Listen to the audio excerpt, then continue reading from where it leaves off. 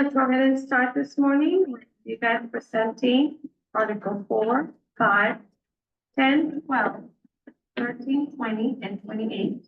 I believe we also have a partridge in a pear tree.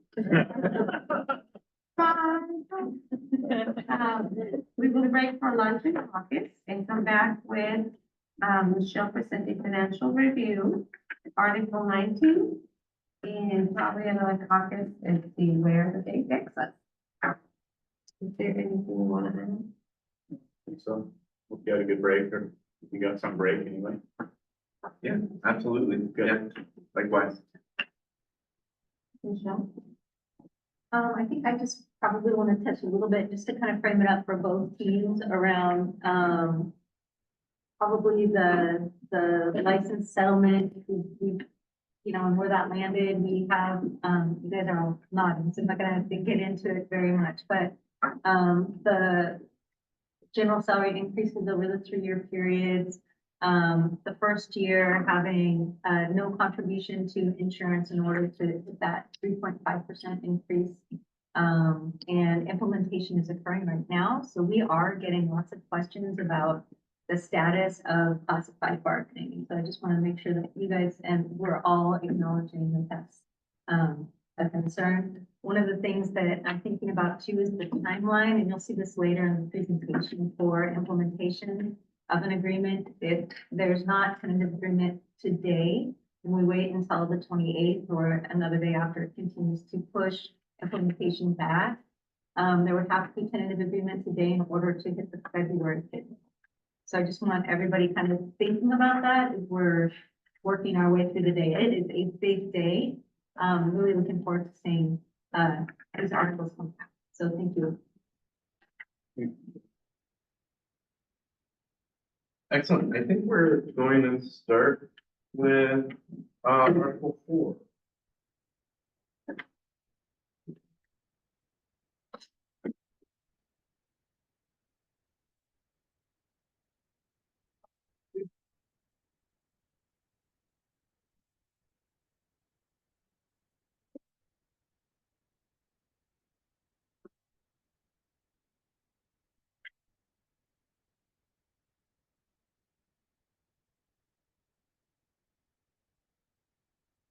I'll apologize up front for backdating these into the past. Because I put 2024 on all of them. So, won't be the first. Yeah, Last time. I forgot where I was in time. Our team changed the date on the first page, but. Thank you. We've made amazing progress on this article. Want to thank you for the work you've done collaboratively here. I think we're solving a lot of problems and making really great adjustments after the passage of House Bill 2016. In A1, we've been in agreement. There are no changes there. Through starting with E1, there are no changes there as well. We're in agreement on that huge chunk. And 2, 3 is where we had and do have an addition in R3 from the last proposal. So this has been something we've talked about a lot. We've had a couple of sidebars about this as well. We're kind of struggling to some degree with this piece, and how this is all administered with classified is something that's important to us, and I'm sure it's a shared interest that it be administered in a way that is fair across the unit. And as much as it can be, the experience is the same for all of our members, regardless of whether or not they're in transportation or grounds or anywhere else. So what we're proposing is this language: for the purpose of calculating benefits and overtime, time spent on exempt union release activities shall be considered hours worked up to 2 hours in a given individual's workday. This came out of some conversations. We're certainly happy to have some back and forth on this piece and land somewhere that is going to work for both parties. We know that 2 hours is kind of, if you're going to have a 1 hour meeting, 2 hours is kind of how much time that takes. So that's one piece of it. Another piece of it is the minimum requirement for getting a sub for some of our members.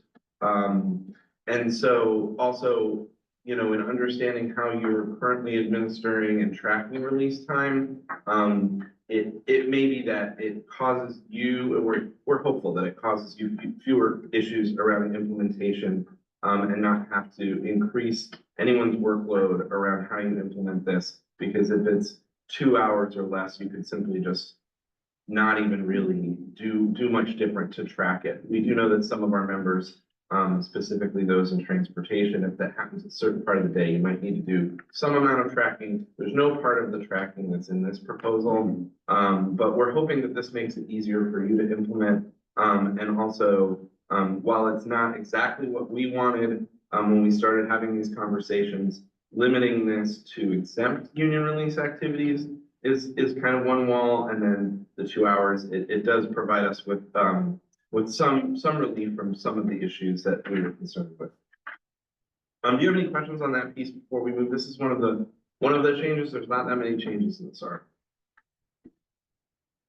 I think that you clarified that, but when we were saying exempt union release activities, we're talking about those things that happen under E1.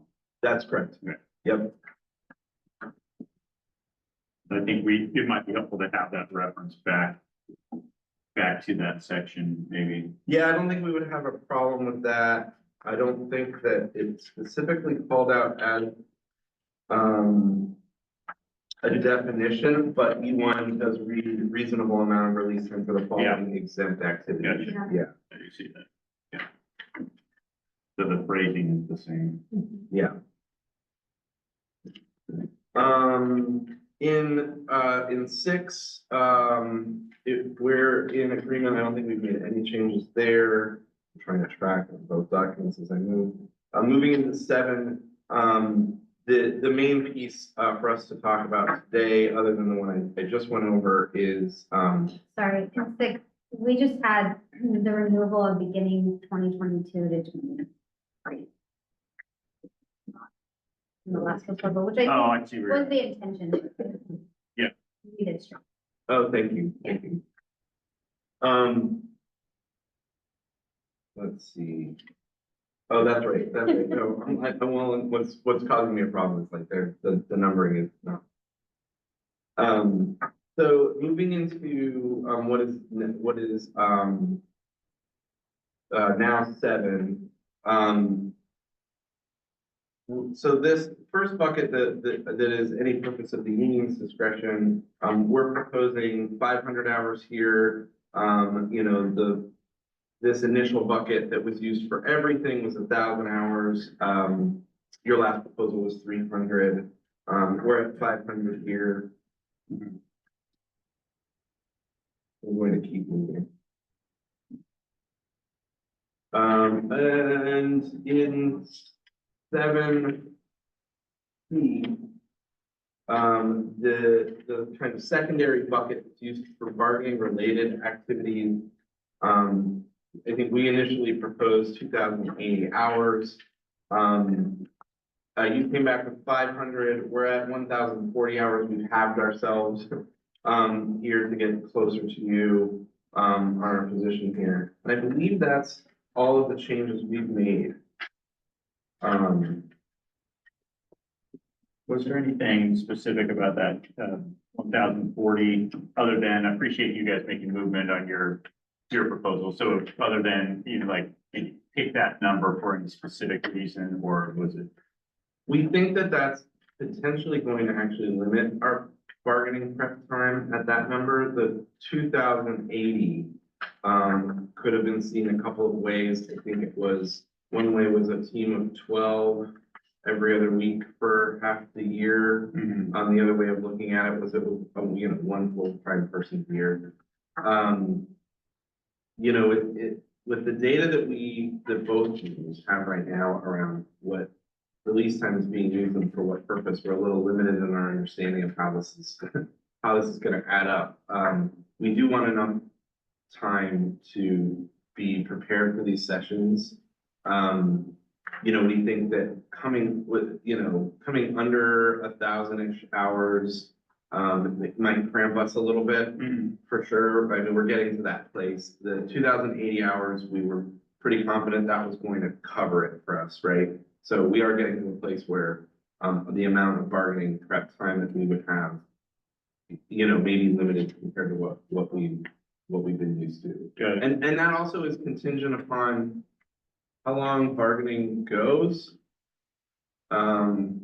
Certainly if bargaining is 9 months, that's different than a year and a half, right? And so that's something that your team might consider, right? If that, and we haven't talked about, and it hasn't been in any proposal, but the idea that that number of hours is good for a certain amount of time, and then it could be extended with more hours. That's a concept that, I think we would, if you wanted to go that direction, we would definitely be open.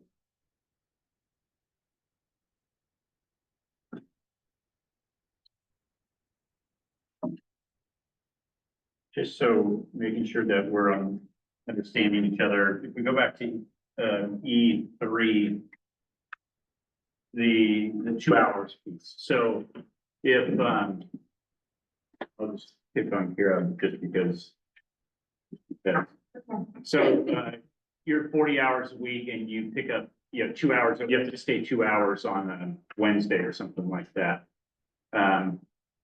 The district wouldn't go back and say, okay, yeah, but you had, you were representing somebody in a disciplinary meeting on Monday and that was an hour, and then you met with us for whatever, and that was an hour, so you're just back to no overtime. Those 2 hours are straight time.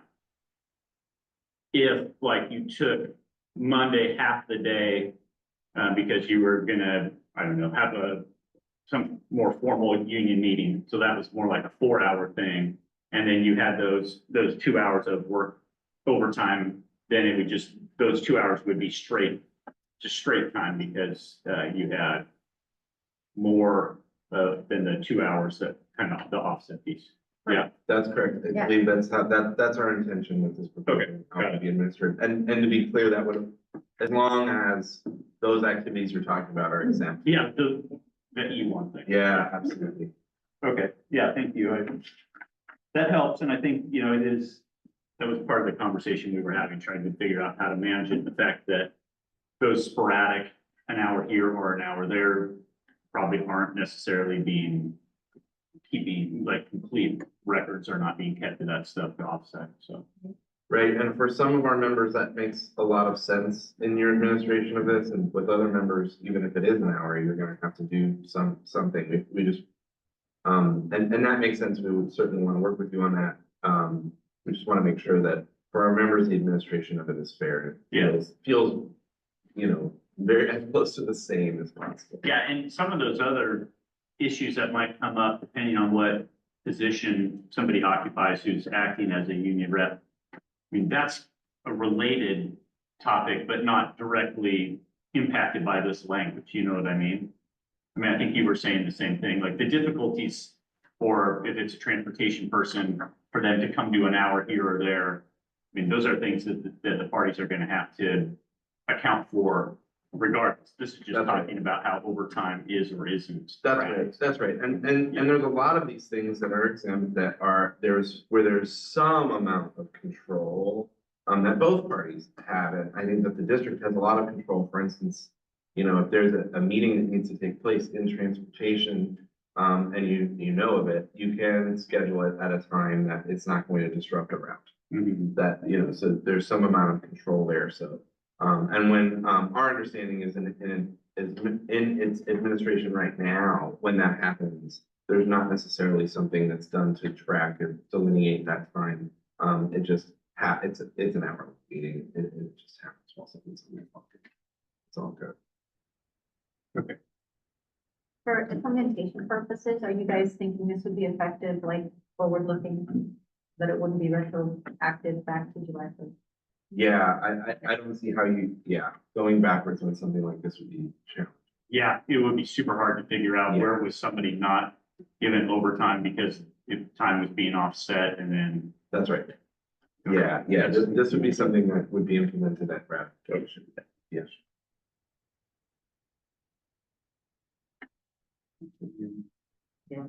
Okay, thank you. Thank you, great questions.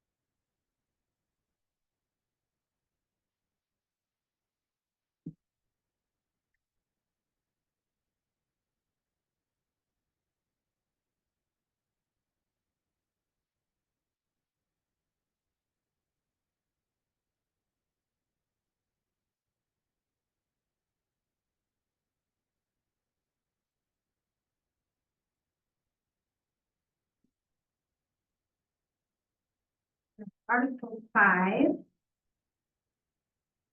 And I'm gonna start with, B, C. Actually, I believe this was your last proposed language, and it was our intent to accept it, and I just did not emphasize it. Oh, okay. So we are accepting your proposal in B, C for behavior by students or an activity that is criminal. Okay. And then, jumping down to B3, I'm actually gonna, kind of dig into that part. We had some good conversation about this.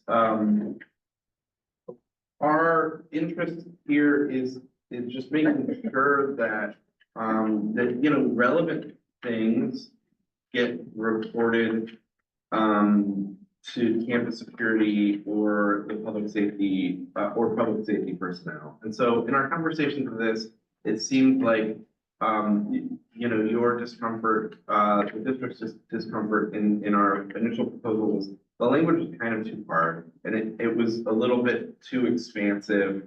It had some language like any, which could have meant something that doesn't even happen in Hillsborough. So what we've done here is move the language from kind of a stricter, harder place to some place that is a lot softer, is a little bit more aspirational. And so we've changed this to when practical. And when practical is not when possible. Possible is like anything is possible. It's about the word when practical does give you the district a good amount of leeway to say kind of what is practical, what isn't practical. It gives you leeway depending on the situation. Administrators and immediate supervisors will brief campus security and/or public safety personnel regarding relevant criminal or potentially violent activity. We scaled back what was in our initial proposal on this to make it simpler. We took out the word any, we added the word relevant. And that word also we feel like gives you some discretion as far as what you think is relevant. Obviously, there may be some situations where you think something isn't relevant, turns out to be relevant. That could happen. But outside of that, we think that word gives you some leeway and flexibility in how you treat this. Certain things you need to that totally not relevant. You would not have to brief campus security or public safety personnel. And then 3B, threats against a specific employee work site, a particular space at a work site, or a school bus. We just think that those are things that, probably should, when practical and when those things are relevant, be briefed.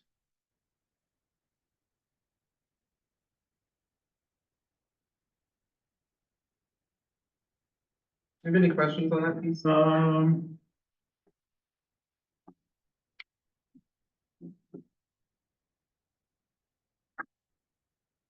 I'm guessing like in 3A, the reference to relevant would also play into like who who gets notified in the sense that if it's happening at one particular work site, there's not necessarily a need to notify the campus security at a totally different work site that's something going on, or maybe there is because it's things that are happening at multiple work sites or something like that. So I'm assuming the relevancy piece comes into that as Absolutely. well. Yeah, absolutely. And in our conversations, when we were looking at our initial language, we definitely realized there were a lot of, hypotheticals we could come up with where our initial proposal would require you to brief someone on something that might not be at all relevant. It just could be action without a reason.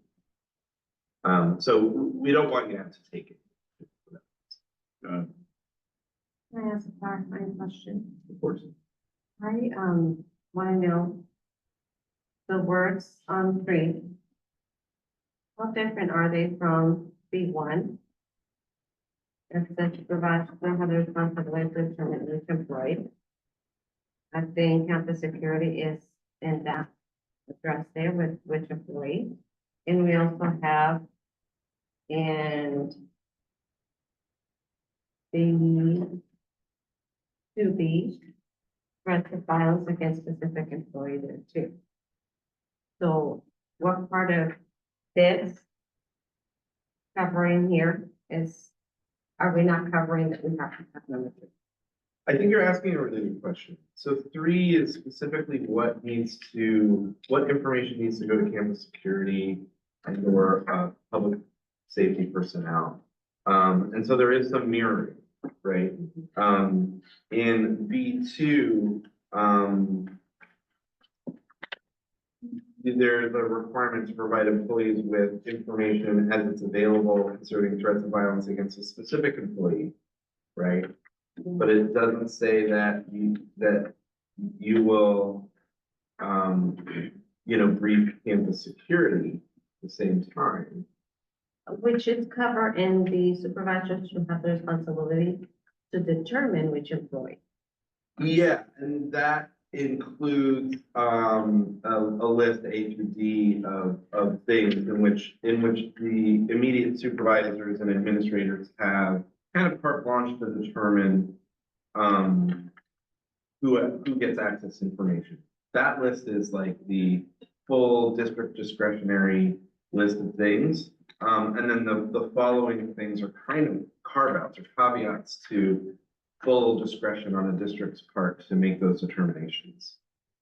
So in 2, it's what information does need to be provided to employees. And in 3, it's what information aspirationally kind of should be provided to public safety. Yeah. Marcia, when I was looking at, as we were crafting this language, I saw 3 as a very specific kind of release of information. 1 and 2 are more of a passive imparting of information to employees, whereas 3 is a specific subset of release of information because briefing interaction, the others probably wouldn't entail interaction necessarily, except, if there were questions, whereas the briefing is a very specific kind of release that's unique as apart from 1 and 2. One last question on that. The reference to public safety, is that a term that we use? I'm looking here at specific job titles. Security patrol is a term we use, right? Campus security is a term we use. Do we use public safety in a specific way? Like who are we talking about when we say we'll brief campus security and or public safety? That would be the public safety office. Our patrol car says public safety right on the side. Yeah, those 2 titles I think you named are kind of within public safety. Okay. Public safety is general. Yeah, and again, this language kind of allows you to figure out who it is that needs, Yeah, I just wanted to make sure I wasn't overlooking other categories of employees in your bargaining unit. Thank you. Thank you.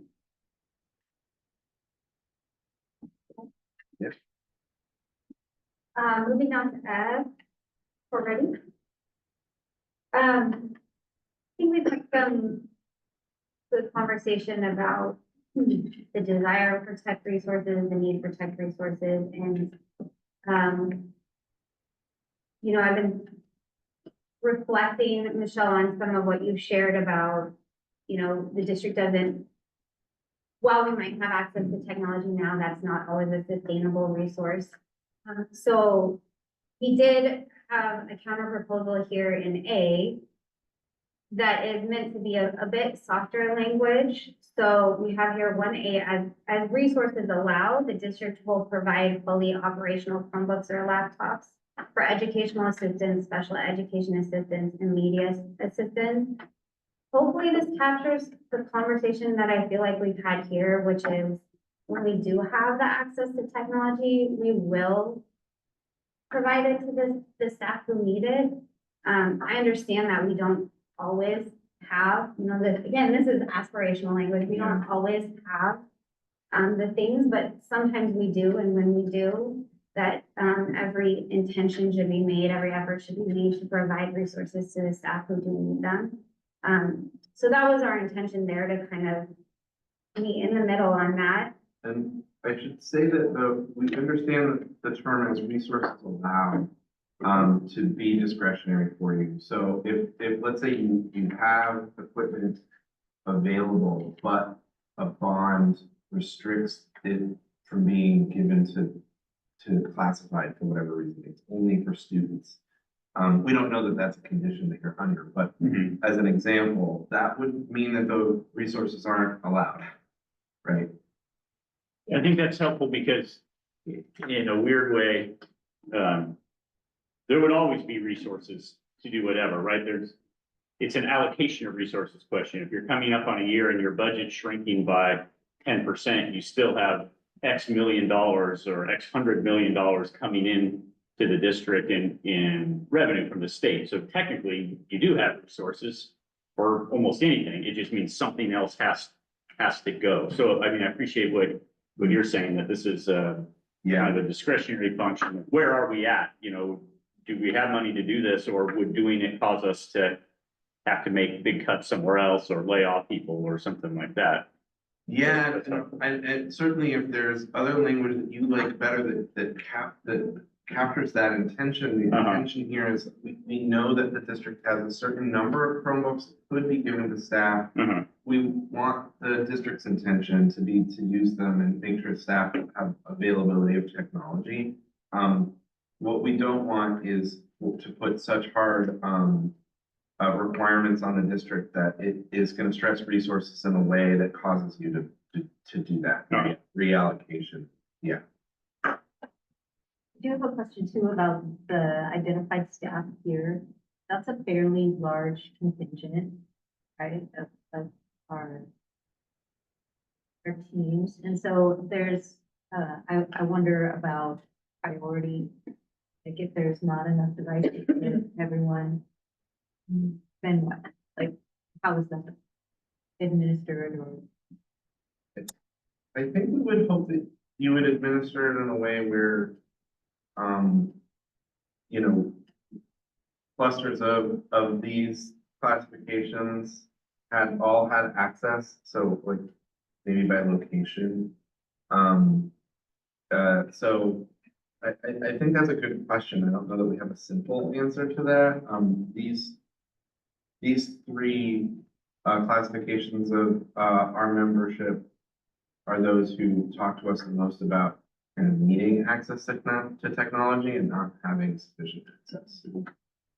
is there room for dialogue or request for it?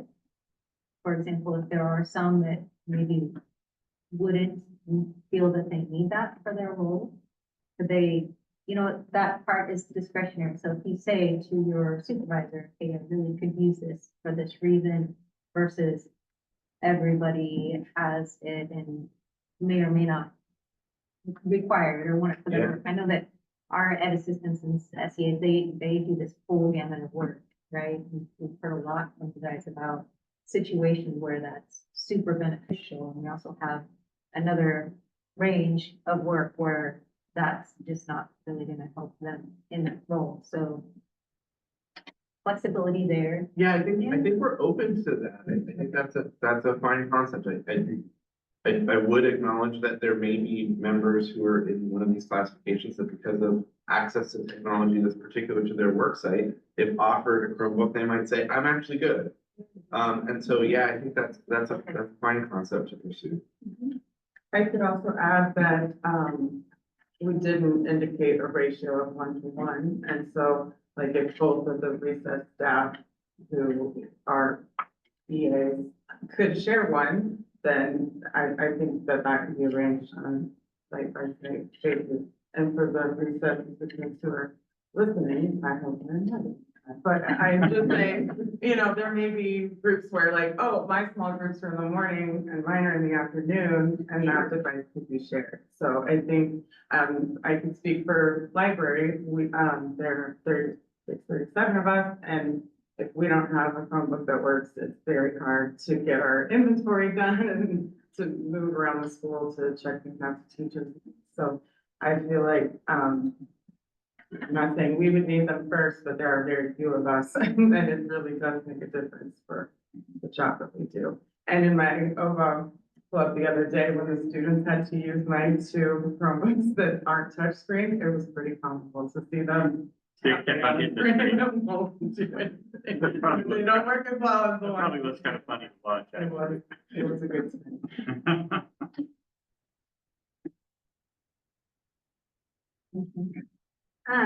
So moving down to 1C, I was super sad to miss her. I think there was some discussion about printing her. And I missed it. So I have some curiosity about the removal of the printing access from our last proposal. Yeah, in our last conversation, you seem to indicate that might be more challenging than we thought it was. And then we went into our space in our caucus and discussed it. And from our view, this should not be a challenge. We think that printing access is vague enough that it is it probably isn't a huge hurdle in a lot of places already. And it shouldn't really be much of an issue. Is it technically challenging or budgetarily challenging? I think it's probably both. Okay. Okay, as right now, I can speak for a building. We give teachers an allocation of, you can get this many copies or prints that you have. If an assistant, an SCA or an EA needs to print something or needs something printed for their lesson, then that needs to be provided by the teacher. That's what we're talking about. Like, there shouldn't be, at least for the assistants, that need to print. Other people, I know classified office, they have some budgetary already put in place for printing. And that's the reason it's taken up. So it sounds like maybe primarily budget reasons for the printing? Just to kind of. Yeah, do you remember, did we think there were work sites that didn't have available or comparable printers? I don't remember. I think it's, no, it must be this budgetary. Yeah. I can speak to the fact that a lot of the Chromebooks, even if you do have an account, because classified do have an allowance for printing depending on the job. It doesn't speak to unit flow. So I think just having one computer at every site where you could, if you do have the ability to print, log in there, and I can because I have one in the library, so some classified come to me, but even indicating to classified, if you need to print something, the teacher's sometimes at the front of the room and you just need a copy of something. If you knew which computer you could print from, it doesn't necessarily mean that we're asking to be able to print limitless worksheets when we are not the educators. But there are things where you're looking at your Bridges math and it says, please have a copy of this number line for each student, and you're getting ready for your small group. You're not gonna, email it to a teacher and say, drop everything and print me these number lines. And so those were the types of things, just having a computer Mhm. that a classified person, even if they have to take a number or fit it in the schedule, Yeah, could print from, that would go to the district's main printing database, that would be very helpful. yeah, I mean, I guess some of it depends on like, what are people wanting to print? You know, because I don't think we want, you know, trying to move into an eco-friendly, budget-friendly mode, you know, if somebody's like, I really would feel more comfortable if I had a complete set of the district policies printed out for myself. Yeah, I mean, I don't think we'd want people like then printing some monstrous job. Right. Just because like, why? It's on the website and we don't want to pay that for, we don't want to kill a bunch of trees and ink and. Yeah, that's a fair thing to bring up. I think that this falls under the one language that is, to fulfill their To job. fulfill job duties. Yeah, so the one that you just mentioned, the policy handbook, it would actually be tricky because if a member said, I kind of need this. I don't actually think the district would balk at that if one member said I needed it, but if every member said they needed Right. it, well, policy handbook, that might be a reasonable problem. Yeah, We don't think that every member needs a full policy handbook printed. That's not our intention here. It is our intention that they be able to print things to fulfill their job duties. Some of our classified don't really even have access to a license. They typically, if they don't, don't have a lot of needs of printing, but every once in a while they do have a need of printing, right? And then for them to have to kind of go through a license, it's like, ooh, I just walk up to a random teacher and ask them to Yeah. print something that doesn't make any sense. yeah, I always find it's interesting. It's like printing is the coin of the realm for school districts. Like if I'm somewhere and people need to make copies, they're like, well, whose account are we using? Or, you know, it's almost like infighting sometimes even among admin, like, well, who's gonna Not pay? mine. Not mine. Our office staff have control over who has an available budget, like which staff member has an available budget and how much budget each staff member has. So they should be able to have really tight control over Mhm. which staff member in their building is able to print exactly how much down to the penny. They don't have control, they have access to adjust. Right. Yeah. So, And I will say, like, when we have a day of STEAM, our schedules are completely different. And we'll be scrolling our phones if we don't have a hard copy for, you're at this session, you're over here, and you're covering for half the time here. Like, if I don't have that in front of me, I'm not gonna be at the right place at the right time. And if there's not printing access given that's easy, then I'm gonna feel like I have to print at home, which isn't necessarily something that all classified would do, so. Yeah. I just feel like if we're just asking for it to be reasonably allowed for. Let me ask you this, as far as this language goes, I read this as looking to make sure there's printing capabilities at every work site, not necessarily trying to answer the question or govern how many copies and of what do people get to make. So the district could still satisfy this by having printing capabilities and could still then say, hey, here's the limit on how many prints or copies any one individual could make. Right? Absolutely, yeah. No one doesn't, this is not meant to say an unlimited, unfettered right to print Right. whatever you want That is absolutely with right. color ink and. Yeah, it is simply access for the purpose of fulfilling job duties. Yeah. That capability is a great word. I think Amanda really hit it on the head is like, if you have to go and interrupt somebody else's workday to get access to something that you need in order to do your job, then now you're causing a bigger problem for a lot of other people, and that's, you know, what we're hearing from us. So if you can quickly solve your problem yourself, that's what we're trying to get to here. Thank you.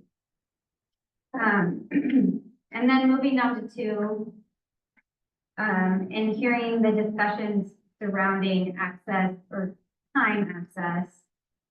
Again, our intention is not to add additional costs to our contracts, but we do want to make sure that our workers have time to check their email and be informed about the things going on in the district and in their work sites.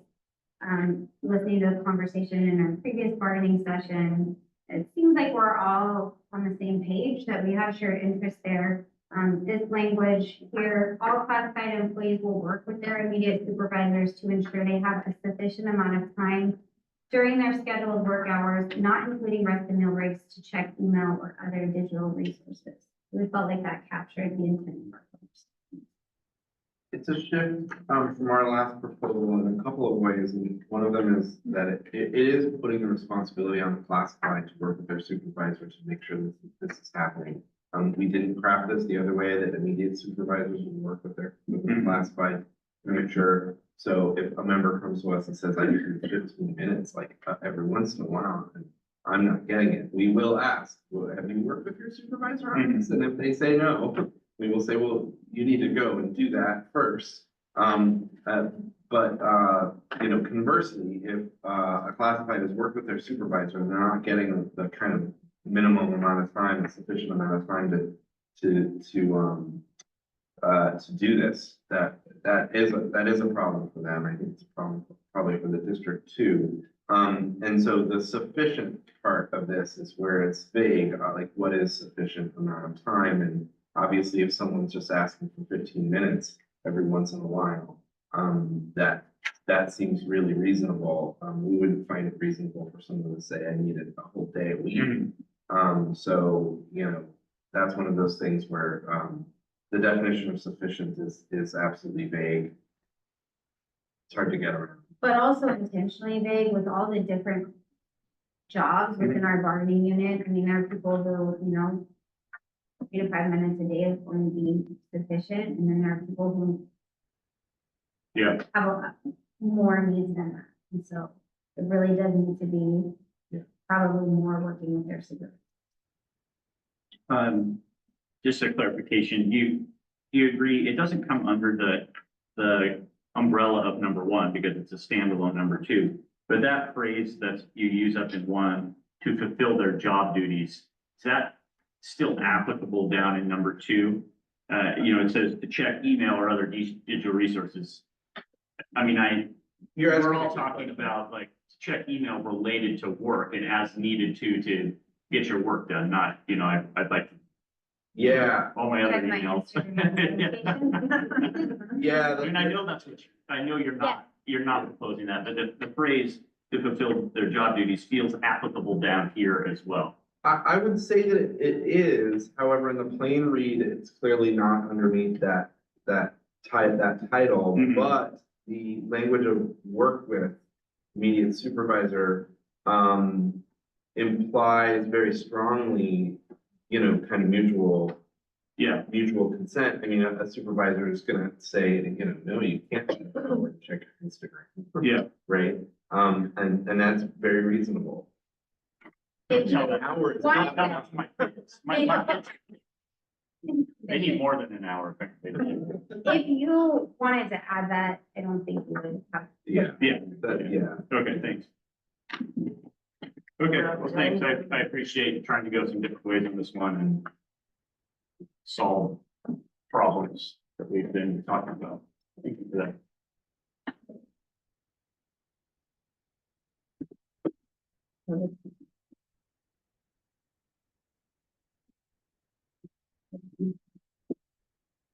Yeah. We're gonna move to Article 28.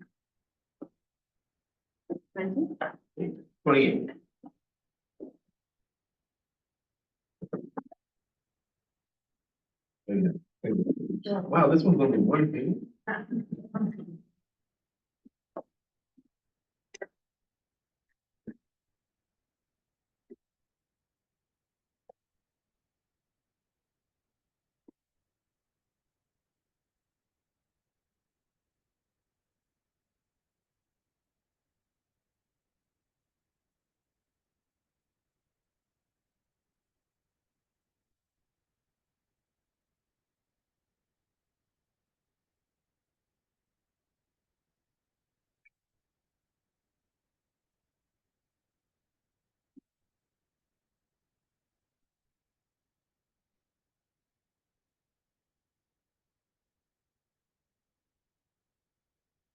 Right, so we have only made changes to D. There were some mutually agreed changes in A and B. In D, we're not loving the word however here. It feels really strange to us.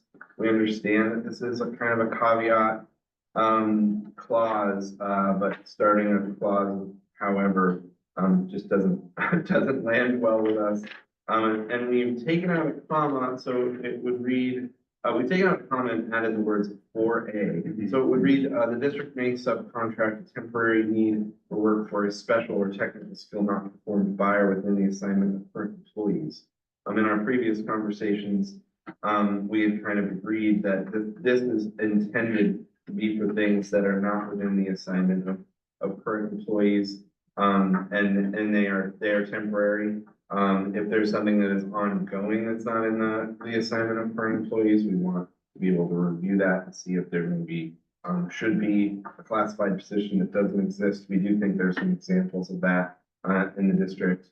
We hope that this language provides some clarity around how, this kind of works and it makes it easier to read. Your question on the temporary versus ongoing.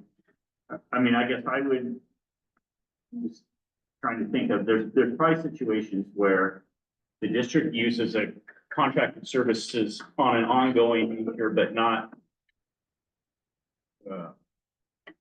for large blocks of time or like, yeah, not consistent. Like I'm gonna think of probably it's a dumb one. I don't know. Somebody to repair our copiers because they break down. We probably have a contract with somebody who comes in on an ongoing basis. And you're not talking about trying to bring that into the disallowed, like, No. you know what I'm saying? No, we do, upon information request, want to be able to see that contract.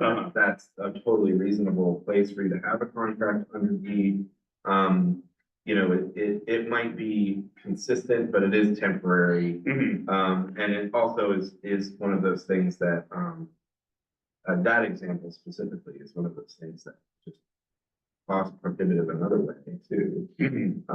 So yeah, and that's not work that's with the assignment. Okay, got it. Yeah, that's true. Still not performed or within the assignment of it. I mean, we would be shocked to find out that, you know, under that contract, it's used multiple times a day throughout the district, right? I think that would be a revelation that we might want to say, wait a second. Do we want to talk about how much is the district paying for this? Is there a savings here that we can, you know, if there's a way that we can work with you to save money, to put more money in classrooms and also increase the number of classified positions, we will want to advance that. But outside of that, that's a very reasonable, example of use of this. Okay, thanks. Yes. Okay, that was my own question.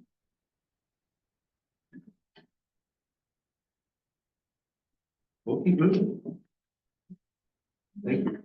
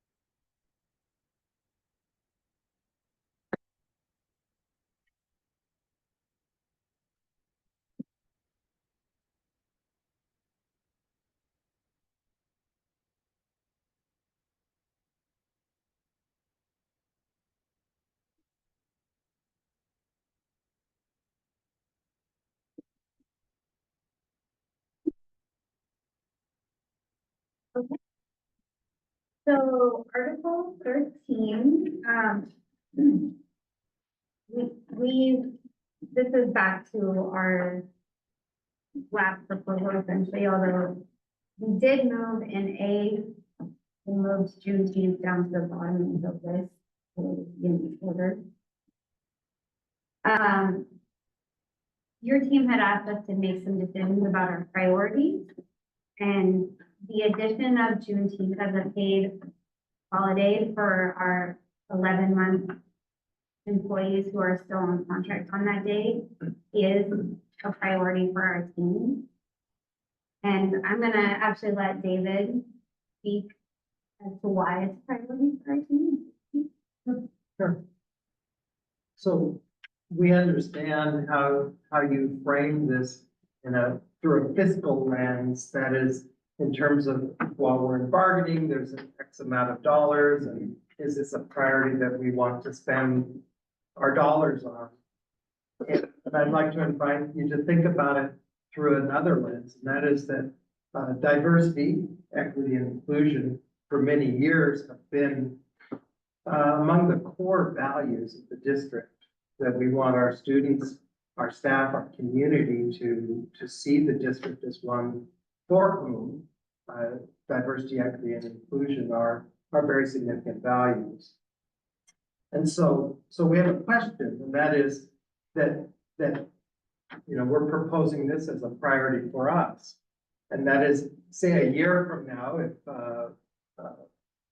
a media outlet comes and interviews spokespersons for the district and says, we're really pleased to see that Juneteenth is honored as a paid holiday for all your staff. If you have any comments about that, would the spokespersons be directed to say, yes, it is a priority for the district? However, we would note that for the classified staff, that's something that they chose to make a priority. Would that disclosure be made that it's coming out of, that the classified are essentially paying for this expression?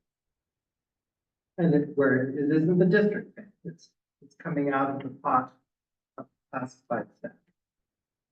But I'm seeing it not just through a fiscal lens, but also through the lens of the core values of the district and how the district undergirds those core values and invests in those core values. Yeah, and I don't know the question, I don't know the answer to, how that would be related to or portrayed to the media.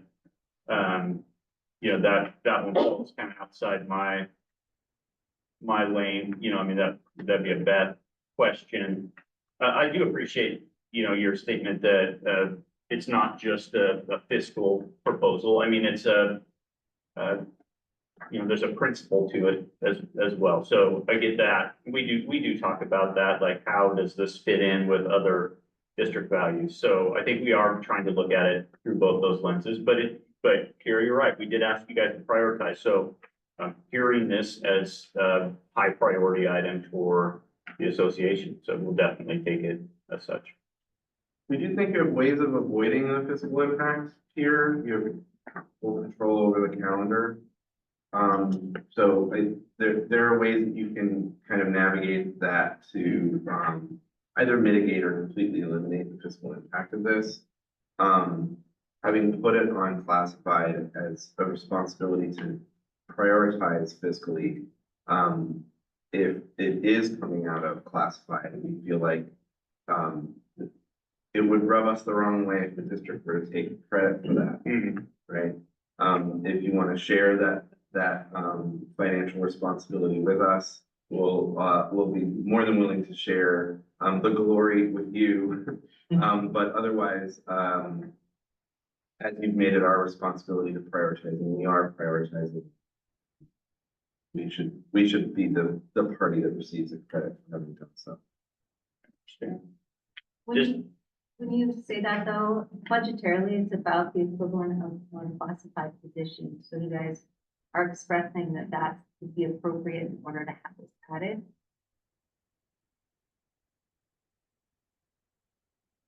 We think that in the discussions around things that have a financial impact that it's going to have to balance, we certainly are not proposing that we trade one of our own for this day. And again, there are ways you can avoid the financial impact of this.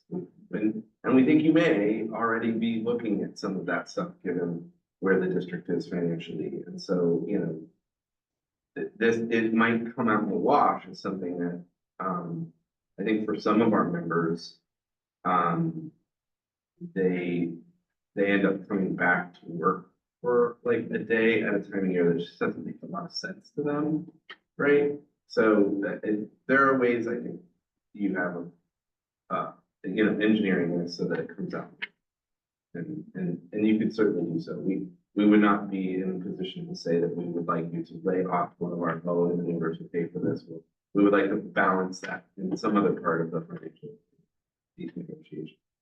Yeah, I mean, I don't think we would ever really look at it as like, this position got cut to pay for this. I mean, I think it's just always an understanding that everything we agree to here, we have to make sure we contemplate how it fits in the overall kind of grand scheme of the budget and financial resources. So that's how I look at it. You know, the things that have a price tag that we're bargaining, we have to be responsible and account for all of them. Yeah, that absolutely makes sense. It's worth knowing that we have members who are 12 months working next to members who are not getting different benefits. It's an issue for us. We probably think it's an issue for you too. Yeah. Yeah, we have that going on already with our different groupings. The phrase there, for less than 12-month employees who are still on contract, what does that mean to you? Like, is it like we published your work year to you and it went over that time period as opposed to your work year was supposed to end, but now you're picking up like summer work or you're picking up some other extended?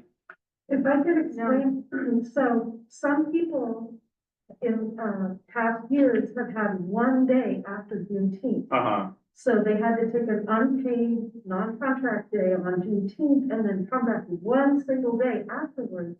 The district could have avoided paying for that if it were a paid holiday by giving them one paid work day earlier in the year so that their work year ended the day before June 19th instead of extended beyond it, because you have to work a day on each side of the holiday in order to get it. Sure. That's why we keep saying like it's 100% up to the district to get that. The people who are on the summer work, that's not a contract. So this only a contract day for them. So this only applies to the, we're calling them 11-month employees because they work a little bit more than 10 months. They're on contract still, usually like 1 or 2 days after Juneteenth. And the district could not pay them for that holiday by just having their contract end the day before Juneteenth. That's all we're saying. We're not saying like eliminate those positions or take days away from them. The district could adjust their calendar so that they work like 1 or 2 other days during the year. They have the same number of contract days, but they don't end up getting paid for Juneteenth. So it could be a zero fiscal impact for the district because you have control over those calendars. And I guess part of our team, what we discussed is either it's a holiday or it's not. There shouldn't be some people, like the 12 months, who are working that day and days afterwards. And then for other people, it's an unpaid non-contract day. It just doesn't seem. Is anybody here on that calendar? Yeah, okay. I think, for example, like educational assistant, classroom support, their last day, contracted days is probably the last day of school or the day after. Admin support, tech, some family liaisons, we work a week later into it. So if we are scheduled to work during that week, then some of us would go ahead and get that Juneteenth. But if your work schedule or you're not contracted for that week, then they would unfortunately not, be able to, is that correct? Correct me if I'm wrong? Yeah, that's right. And that asterisk caveat allows you to, you're able to shift the contract year. So it gives you that discretion to do it that way if you like. It would be just a group of us, not the whole classified. It's just anybody whose work schedule falls into that week. Thank you. I don't have a. just on a record keeping down in C, the word district is not italicized, but I think we're in agreement. We didn't, So, you picked it up out of ours. I think that was an add for us in our last proposal, maybe, to clarify that we're not talking about being on like paid leave Oregon or something like that. gotcha. The language matches in C. Not italicized.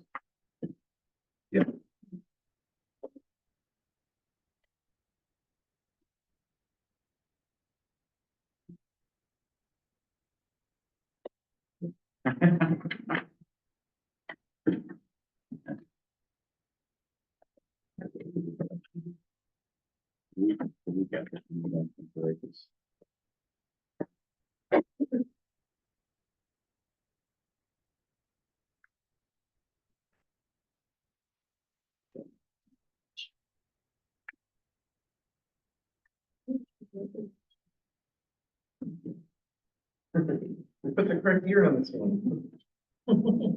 Yeah, that was one of the key.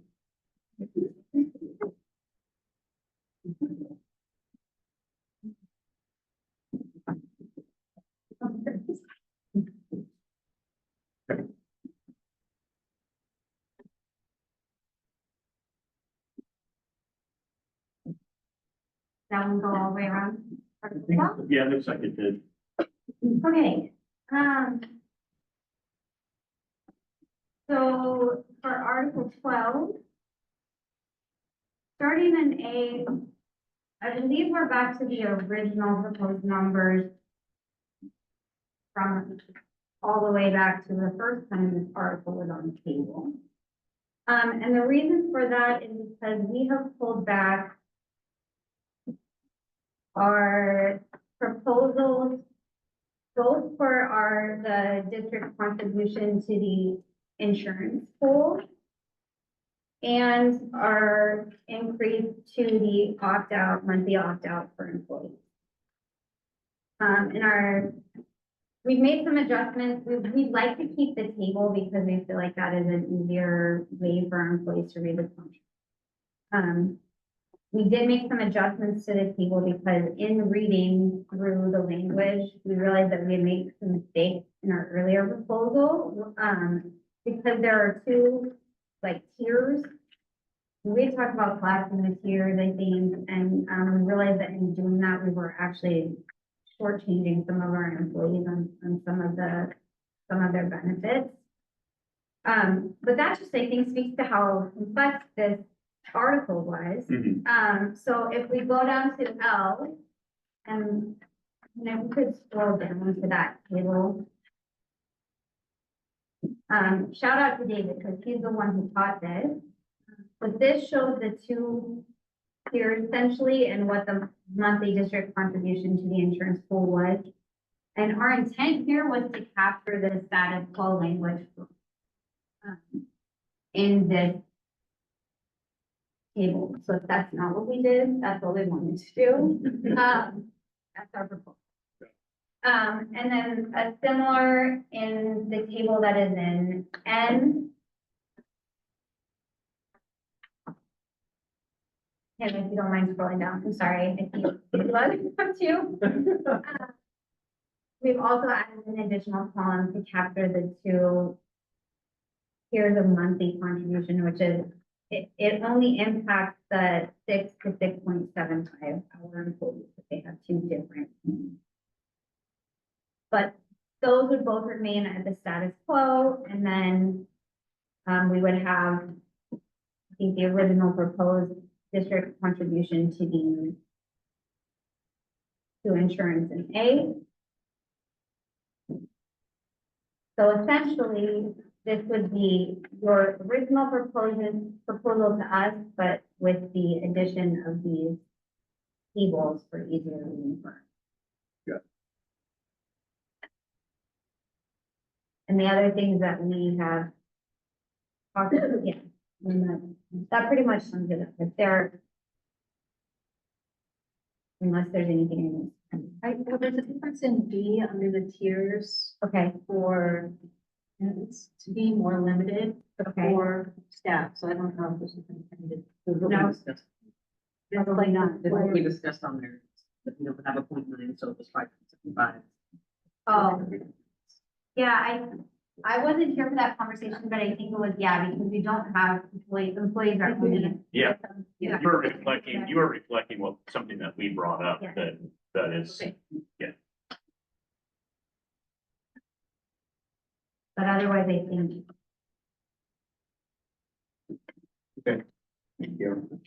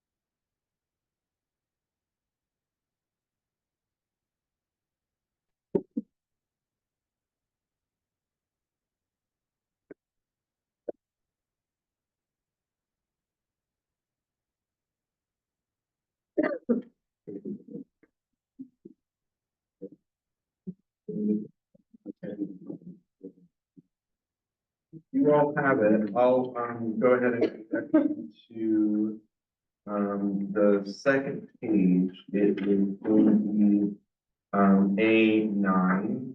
You propose the definition of, an open route. We've made a slight shift to that definition. You propose an open route is defined as a permanent route in which no regular route driver or driver in training has been assigned. We've made two changes to this.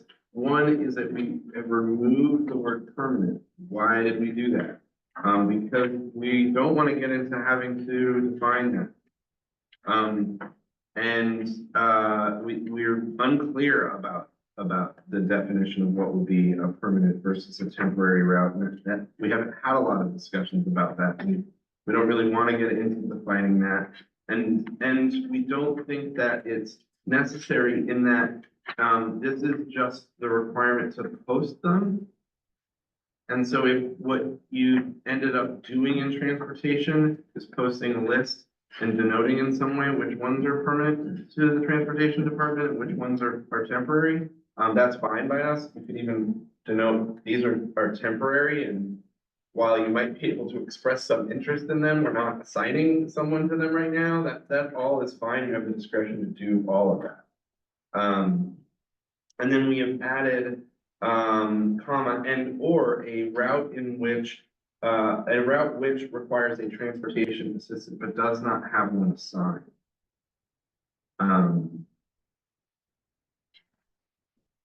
So we do want our transportation assistants to be able to see that there are open routes that they can express interest in. And again, that does not change any kind of requirement that you have of assigning them. You're able to do that as you see fit.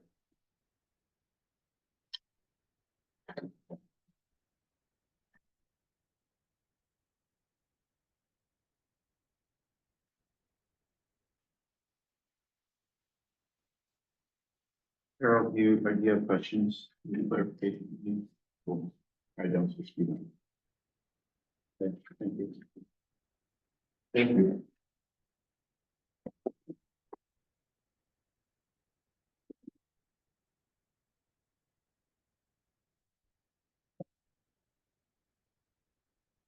You have Article 10 for you.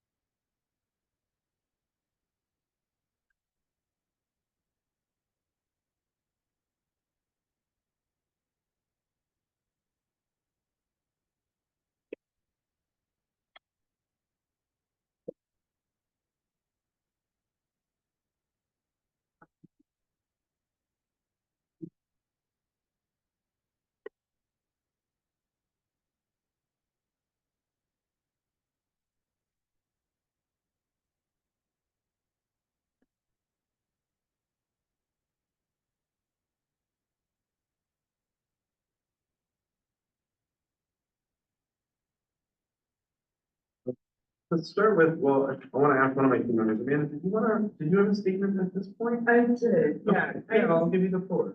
Yeah, we got permission or notified the other side of the table last time that Jessica Miller, was hoping to come to just give her statement about her experience, that she was gonna be unable to come today, and so there was no need to invite her a second time, but she asked if I would read her statement, and then to do so. Her account, and this is Jessica Miller, library media assistant at Butternut Creek Elementary. I began working for Hillsborough School District in 2019 when my daughter started kindergarten within the district. I worked as an educational assistant at a few different HSD schools for those 2 years. This is my 4th year as the library media assistant at Butternut Creek. I absolutely love my job. I can't picture myself loving the duties of the job more. Unfortunately, the hours and wages are not livable as a single mother. In the last 4 years, my savings account has dwindled. I have taken on additional roles as a STEAM coach and head track coach, and still am not able to pay my rent and buy groceries on my income alone. It would be hard to find someone to replace me that would also be willing to take on these demanding after-school duties. Even with child support in place, I still dip into my savings each month. It's really challenging because I love my job and I'm great at it. But with the current pay rate, it is not sustainable. My monthly rent has increased by over $320 per month in the last 3.5 years, and my paycheck is now lower than my rent. I love my job and the extras that I do, but it would be hard for me to continue in this position, and it will break my heart. Thank you for your time and consideration. Thank you. So one thing that has come up in our review of kind of like the economics generally, and we do a lot of talking about our members and their ability to pay for the cost of living. And so as everyone here knows, inflation has been an issue, and since the beginning of this contract to just the end of this contract, so it doesn't even include this period that we're now in, we've experienced 15.9% cumulative inflation. And the contract increases in this contract, the previous contract, were 10%, that was 4%, 3%, 3%. And that has put our members almost 6%, 5.9% short. That essentially means that at the end of this contract, our members had 5.9% less purchasing power in the market for things like their electric bill, their rent, their mortgage, for groceries. And when we talk about groceries, the increases are bigger than inflation. And so we do have a very serious interest in wanting to bridge that. We also very much understand the financial situation that the district finds itself in. And we share that with you, and we want to make allowances for that. The conversations we've had around compensation have been really productive, and you know, we were going down one path with moving the initial placement language and an appeals process. And those conversations we felt like were positive and collaborative, and then together unveiled a big problem with that direction, in that the district may end up in violation of Oregon's equal pay law. And so this is a very big shift. I think you probably are expecting around that stuff. So just to start with, before I get into that shift, our proposal, we're sticking on 3.5% on the first year, 5%, which is us coming down in the second year, and 6.5%, which again is us coming down in the third year. And then in A3, the new A3, we want to keep the retention bonus. We're redefining it as those who are not eligible for a stipend. We think there are probably a small number of people, because of movement, from one salary schedule to another salary schedule. May have been, eligible for, the longevity bonus, the retention bonus, and a step, and, we don't need that, but really, we want this for those who are not getting a step increase. This is a priority for us, so certainly it should be considered that way. So now I do want to talk about the big shifts in this, and as we're making this big shift, you know, we do expect there's gonna be conversation and back and forth on this. We don't expect that we've gotten it right on the first try. We had a lot of conversations moving down one path, and now both teams kind of have to move in a different path. If this framework isn't something that you feel comfortable with, we're absolutely interested in hearing those concerns and then potentially going in a different direction if we have to. So it just starts in H under salary placement.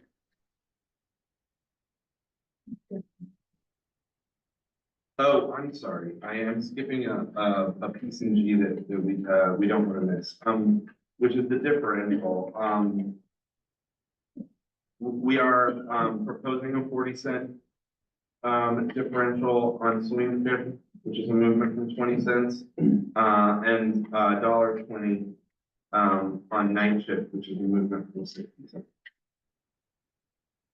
Coming down from our last. We are coming down from our last proposal. Thank you.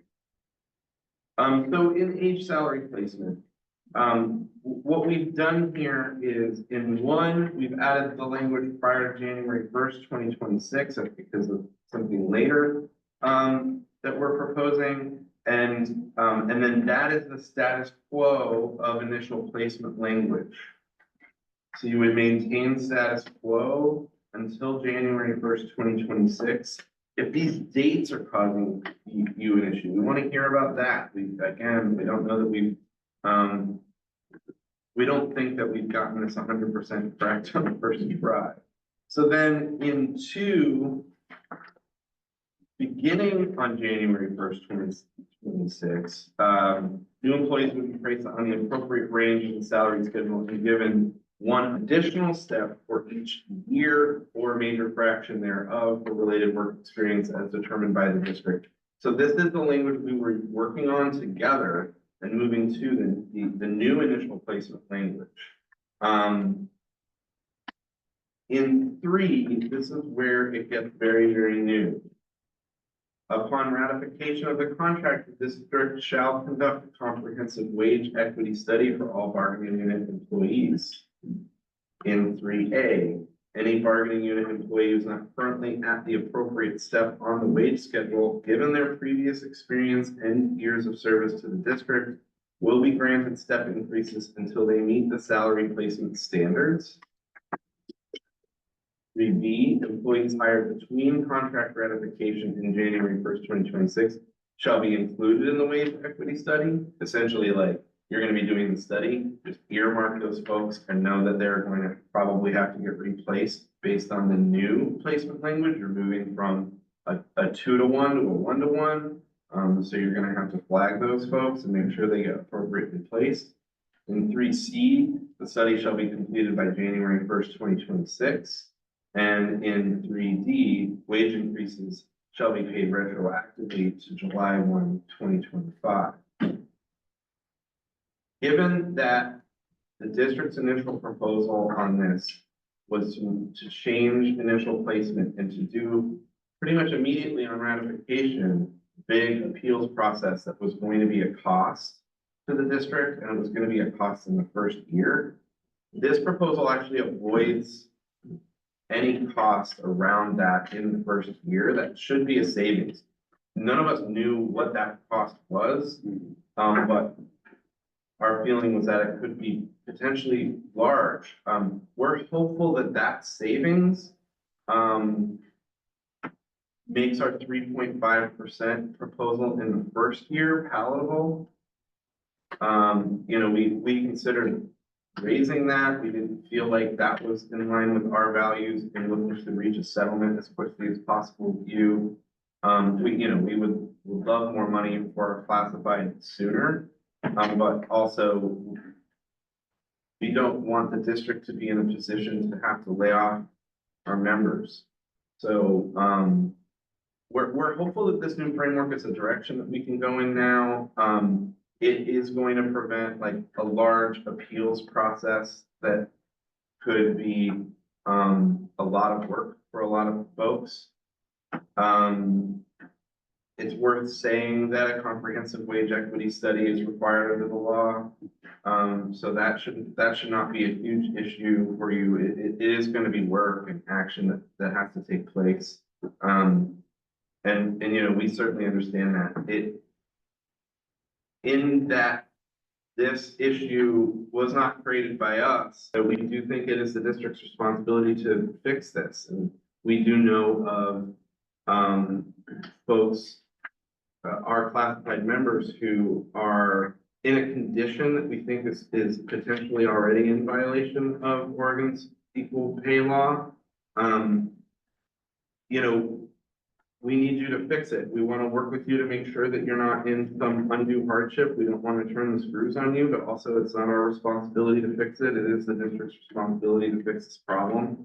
We'd love you to fix it quickly and, in a way that makes sense. And if needed, we would also say that, we think you should go to the voters with a bond. You're in a place where you need to raise some revenue. We believe that this district, our members and the licensed have a lot of support from this community.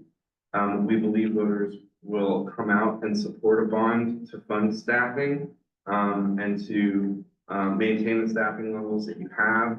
And that will also help you fix this issue.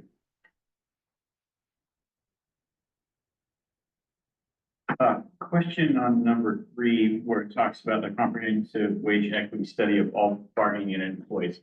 Wouldn't it be all bargaining unit employees who are not at the top step of a column because they have nowhere to move anyways, right? That's correct. Yeah, that's correct. And that would be a friendly amendment. And potentially unnecessary. I think that's correct. Because, yeah, there's nowhere to go. There's nowhere. Yeah, that would exclude, I believe it was 19% of the membership from the study. And just for semantics, because I know we have lots of people online too, it's a local option levy. And not a bond. It's not a bond. That wouldn't get us where we want to be. So just for clarification. That actually makes sense, and thank you for that clarification. That's helpful. Yeah, my intention with that was that, we think that the community and the voters would support this, and going to them to help them fix this problem is something we would support. A question about a different section, going back to your retention bonus. Are you intending that includes employees who do not receive a step increase because they were hired after February 5th? No, that's a great question. That was not our intention. Yeah. That was not our intention. That is a very good point that you're bringing up. No, it would be, they don't receive a step increase because they're at the top. Right. Yeah, thank you for that. Yeah. Yeah.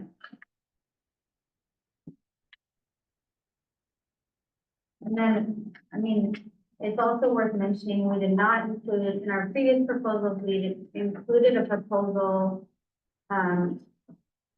for an additional pay grade. That's not included in this proposal.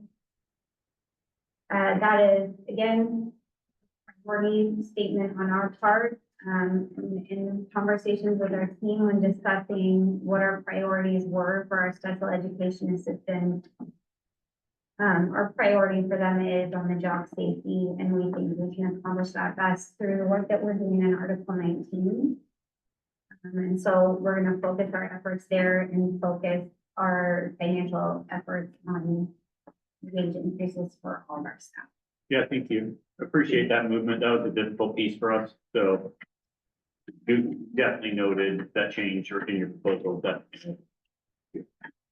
I should say to close the loop on the inflation figures, given the current rate of inflation, our proposal doesn't have classified catching up to where they were at the beginning of the last contract until, as long as inflation remains consistent, sometime in the second year. It doesn't catch up, classified up in the first year. And the reason that we didn't more aggressively push for that is simply because we want to work with you and we don't want you to have to cut staffing levels in that first year. We understand that first year is the biggest financial hardship for you. We do want to catch our members up to what's happened economically. We're willing to do that over some time. Daniel, on that one, just to be clear that when you're talking about that 80% of staff that are making step movement, which is another 3% until you get to the top and then it's 4%. You're not including that in your capital. That's right. We're not including step increases in that calculation. And in fairness, that is because our position consistently has been that step increases are not cost of living adjustments. Step increases are to honor the year of service and the experience that our members gain in that amount of time. But that is correct. Yeah. Yeah, I mean, I do understand the inflation piece because I think everybody has felt that across the board. And it's always bargaining wages in the public sector is such an odd thing because so much of it is out of our control, right? It's not the private sector where the district could raise prices or do something else to create additional revenue. So, I mean, there's definitely not a lack of understanding or sympathy about what inflation has done to people over the last several years. There's, I think, a wish that our funding from the state matched that. So we were able to better account for that, for all employee groups, right? So I mean, it is, I do recognize that as a factor. It's not our only factor, and you know that, I'm not telling you anything you don't know, but it's not the only factor because the state doesn't come back behind us and say, man, that was a big inflationary year. Here's some additional revenue for you to account for that. They say, you figure it out, and so it's not an easy to balance all these pieces. And we will certainly work very strongly with you in your efforts to lobby state government. We're willing and capable of doing that and want to work as a partner with you. HCA does as well. And I know this board does, our Hillsborough board has been pretty active even compared to other boards in advocating and lobbying. And I will note that Yvette Pintoha was, yeah. Too. paying attention to that, yeah. Okay, thanks. I don't have any other questions. I appreciate you guys bringing all these proposals today. Thank you. We are 32 minutes ahead of schedule. Yeah, I think that's a good thing and helpful, but now our team has a fair amount of work, Thank you. Yeah. It's like, this is everything. Except the part of it. So, should we move to an early caucus now? I think so. That's great. It's probably gonna be the best part time. Do you still want to come back at 2 or you want to make adjustments off table if needed? Let's make adjustments if needed. I know that our presentation of 19 is time bound because we have some guest speakers, so that one is probably not going to be shifting around, but it may be that we can come back earlier to be able to have some responses for you. Is it possible that we would like to use the plan that we have now for economic presentation, Michelle, or would you still like to do that a little bit later? I think we need to comments first. Okay, Yeah, that's really fun. And we just gave you a bunch of stuff. I think some of the stuff, it's our hope that we can, move quickly. Yeah. So that's great. Thank you. Yeah, thank you.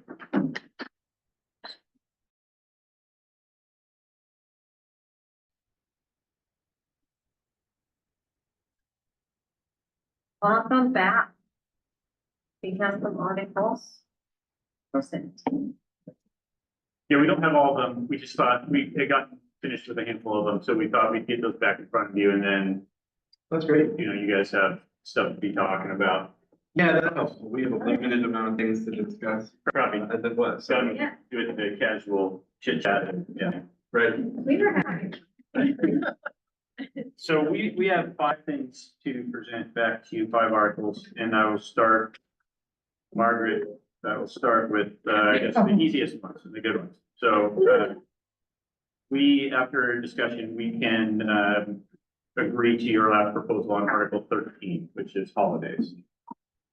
Now?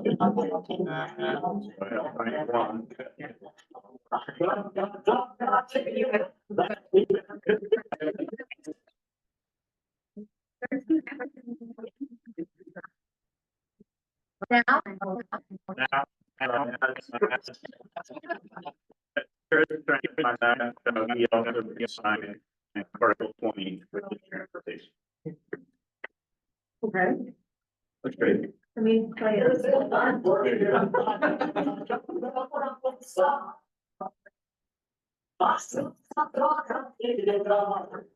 a couple more than that. Oops, too definite. We just. Couple of them. What's that? There's a couple other things.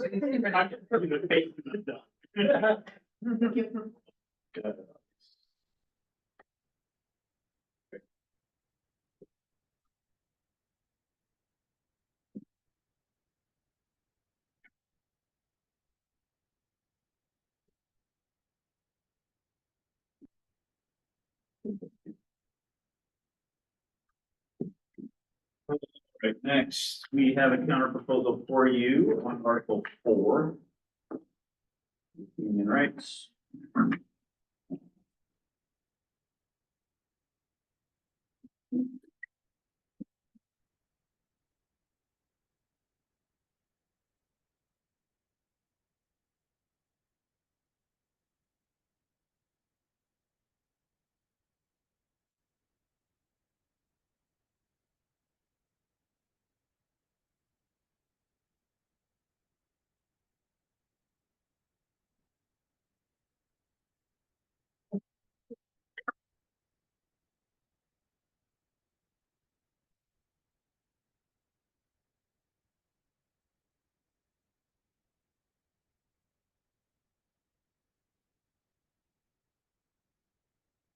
Okay, looks like that's made its way around.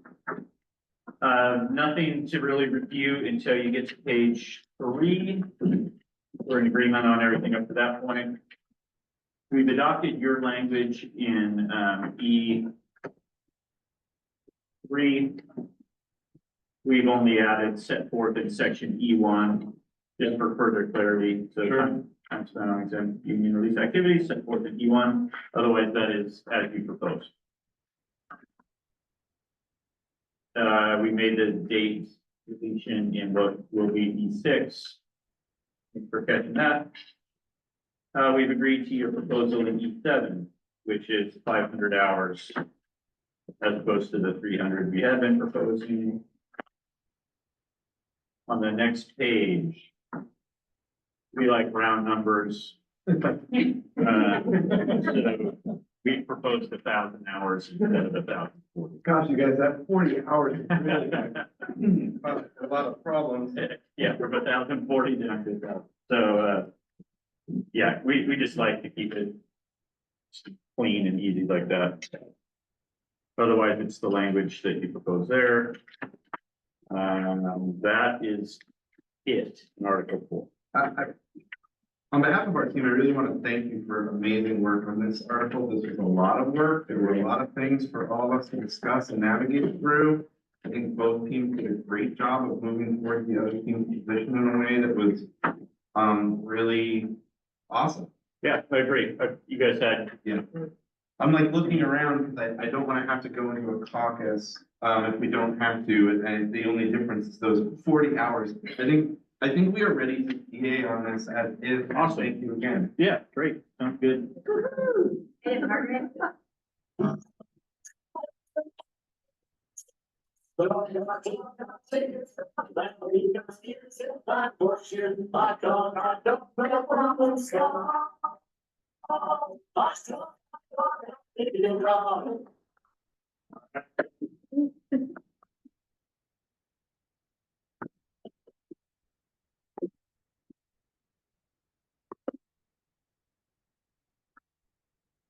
Okay, Article 5, next one, we have kind of proposal to move on.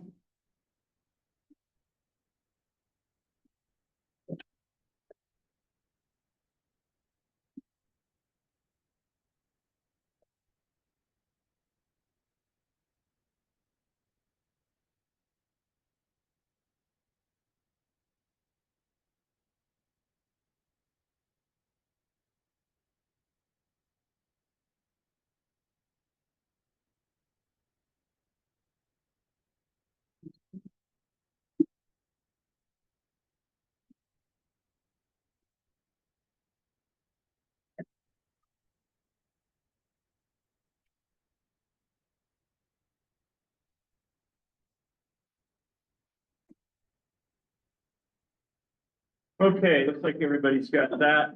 This one has a few more moving parts in it.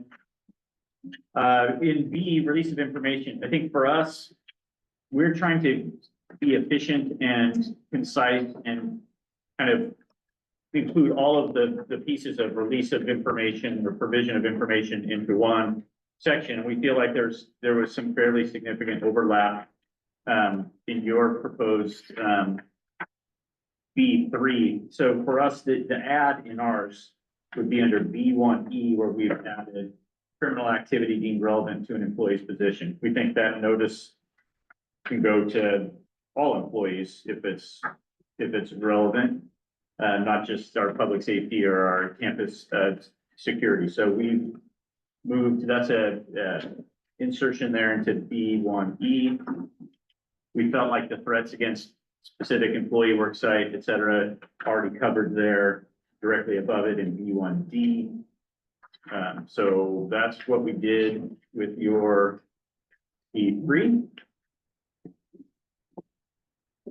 And then you need to go all the way to F, which starts on the bottom of the page and then goes on to the top. So what you see in F1, I believe, is there is a change in F1B. We added and has printing access. So that brings it in alignment with your F1. What's that? That's in your F1C, but it appears as B. And then we've added a number 2 where we've tried to respond to your F1B and your number 2 in kind of the same vein. So I'll just read it. All classified employees will work with their immediate supervisor to ensure they have the following when needed to fulfill their job duties.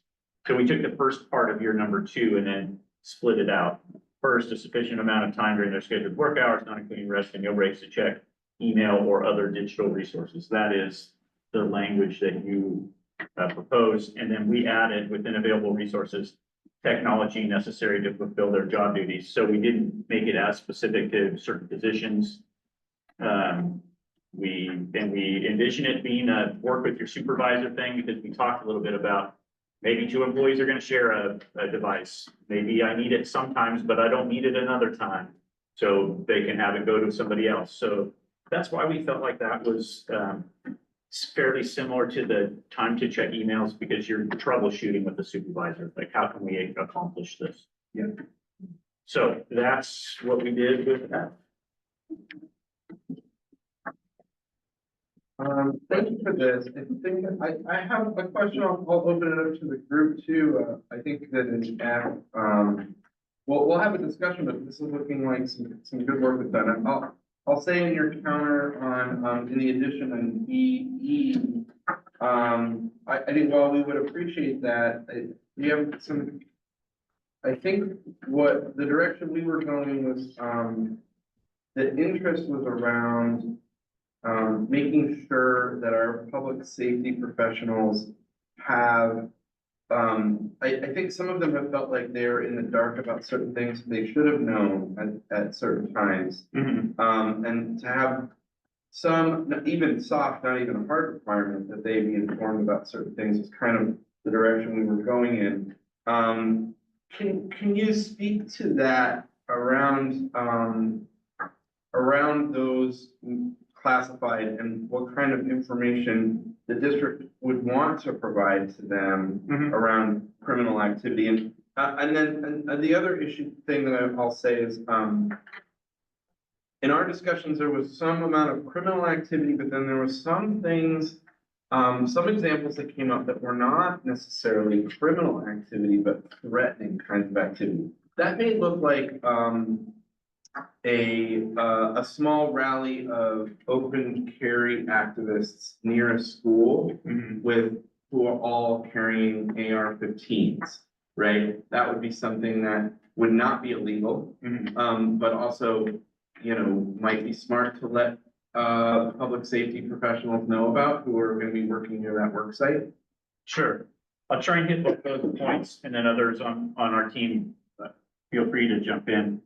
On the first piece, you know, I think that the deemed relevant to an employee's position, that will dictate that campus security and public safety do get notified about some things that other employees don't, because it will be relevant to their position where it may not be relevant to somebody in nutrition services.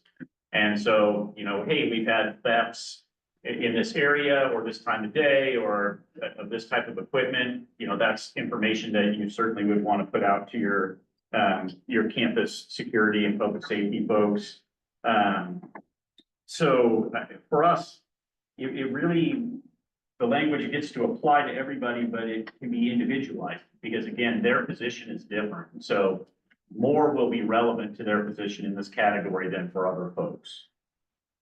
We did have some concern, and maybe it's just a matter of wording because your example is a helpful one, the rally, because the relevant criminal or potentially violent activity, you know, we start talking about how do we know, you know, potentially violence calls you to, you know, kind of foresee the future a little bit. You know, I don't know if this is potentially violent or not. I would like to frame it a different way because I understand the example you gave, and I'm wondering if there's a different way to phrase that. And we considered, you know, some words we consider threatening. Yeah, we already have that reference to threats of violence against a specific employee, but your example is That's like an not active not threat. that. Right, that, You know. my example is more of something that would appear threatening, or Yeah. would be a specific threat. Yeah, I just get worried about labeling certain things as potentially violent, like, hey, we see a group of students over there, they kind of look like they're up to no good. You They're all know, wearing too much black. yeah, that's potentially violent. So, you know, so that gets me worried about how we're putting labels on certain things. But if there's a different way to get at that scenario that you're talking about, we'll talk more about that too. That example, I think, is a helpful for us, I think. I'm curious on why the district with the word potentially doesn't want to be on the safe side of it instead of not safe side of it. Say instance, a couple of years ago, middle school and high school kids interacting with each other, different games or something, I forget what it was. Yeah. But information wasn't relayed. Next thing you know, the middle schoolers and the high school for a basketball game gets jumped in the bathroom. Nothing was relayed to anybody during the campus. So I'm curious on why doesn't the district favor the side of caution instead of just saying, no, we don't think that's, you know, needs to know. They might, in a given situation, you know, err on the side of caution. I think the concern is the concern would be the application of potentially violent, and does that end up getting applied more to certain groups of folks than others, you know, and then that has some pretty negative connotations with it as well. I mean, to use your example, you know, a group of juveniles standing around, is it dangerous? No, to a campus monitor or someone in my position, it could be dangerous. I mean, I've worked, you know, in prison, juvenile prison. Sure. And, you know, when you get a group of kids together, if they're wearing a certain color, you gotta look for gang information. Is there any gang information they're wearing? Bandanas hanging out of their pockets. What color shirts are they wearing? So, yeah, every little thing you look at has to be judged in that way, at least for the security point, in my view. That if I see two groups of students opposite me in the hall, talking, looking back at each other, their body language is gonna suggest that something might happen in the next 5 minutes. So what an administrator might see is completely different to what a police officer or a campus monitor or anybody. Everybody's perception is different. Agreed. I think that's part of the problem is that. Well, I think everybody should have different perceptions because we're all relaxed on the whole basis just that we're doing it's, hanging out. Mhm. You know, I mean, I think that's when we get complacent when we don't keep it safe. I think that the fear on our part is, again, so this is something that would be in the judgment of the administrator, right? Because potentially violent, somebody's deciding whether a scenario is potentially violent. And it's a hard to apply concept and people are gonna think that means something different depending on who you are and what your experiences are, et cetera. So I think it's just a tough measuring stick, whether something was potentially violent or. It's not a desire to be complacent or to not err on the side of caution. It's like, how do we apply this? If I'm an administrator, I would come to the district and say, well, what do you guys mean by potentially violent? How do I adhere to this language? And I wouldn't be able to answer them very well. I could give them examples like this situation might be one that's potentially violent, but it'd be hard to give them guidance to use across the board. That's my And erring conservatively in that situation may cause other problems. Yeah. That makes some sense. I think in our conversations, we see the problem that we're looking to solve as one of making sure enough information is going to our public safety professionals, right? We're certainly hearing no ill intention about your desire to make sure they have that information, but I think that when the rubber meets the road on the ground, we talk to our members about it, they express some agita about incidents where they didn't receive information they felt like they should have received. We were looking to go in a place that wasn't going to be hard requirements, but was a little bit more aspirational. And I think that's kind of, our hope is that we can help facilitate better communication with those members, so that they can be in a position to succeed, but also be in a place of trust with management and the administration as far as they're going to receive the information so that they can do their job. Yeah, I do hear that. And obviously you wouldn't have brought it to the bargaining table unless you heard things from members, but it also feels like one of those scenarios where the CBA is not going to be able to necessarily solve the issue. So TJ, going back to some of your examples, to me, you would have meetings. You wouldn't fall back on the contract as much as you would talk with other folks in the district or talk with your supervisor or talk with other security folks. What are you guys seeing? Is there anything we're seeing a lot of this. Be on the lookout for this at your work site. So much of that feels like it's beyond the scope of the contract for me. The contract is what are we going to guarantee or what's going to happen regardless of the facts of a specific situation. So it feels like a limited tool in this area. And I hear what you're saying. And Michelle mentioned last month, she talked about directly that if I had an issue of getting information, I should go talk to Lisa or Saida. The problem is my supervisor, it's the campus monitors who are not receiving information and who are frustrated because things are happening in their schools. They have no clue. And for me, I could be working with a contract. For them, they're with students and they need to be in the know. Whether admin finds it something little, they don't think campus monitor needs to know about it, but that's something little thing can easily turn into something. So TJ, can I clarify on that? I meant from you take it to Lisa and Saeed, and they interface with the administrator. So even if you're expressing that on behalf of the campus monitors, they interface with the principals for trainings and things like that to bring more well, information. that's one of the problems is that the campus monitors are not under Saeed or Lisa. or management or supervision. Right, So- but they connect with their supervisors and those principals is what I'm saying. So that's the structure that we have across all of our departments to improve services to schools, right? That's your feedback to Lisa and Saide will be taken into consideration, and then they determine how to work with the principals to improve that communication to campus monitors. Like it comes, that is like the flow of how our systems improve over time, because like you said, we want safety, right? We want everybody to be informed. But in order for there to be a standard, it has to like grow through the administrative training, protocols, standards that are set. And how long does that take? Well, that's a good Like, if question I for relay Lisa information, and how long does it take? Saide. That's a good question for Lisa and Saide, like how would you manage, a system change like that? Because that's what it is. Whether or not it can be identified in an agreement that the district can't always guarantee is gonna happen at whatever level, doesn't mean it's not a best practice to include campus monitors and security staff in those protocols. It's a fairly new department. So I know that we're, taking feedback and that we're trying to improve every year. We learn a little bit more and we do things a little bit differently. So, your input is definitely welcome. And I think that there's gonna be some attention to it. Just don't know that it belongs in our Right. work agreement. That's all. Let me ask a question, and this might be relevant outside of public safety too, and in fact, I know it would be.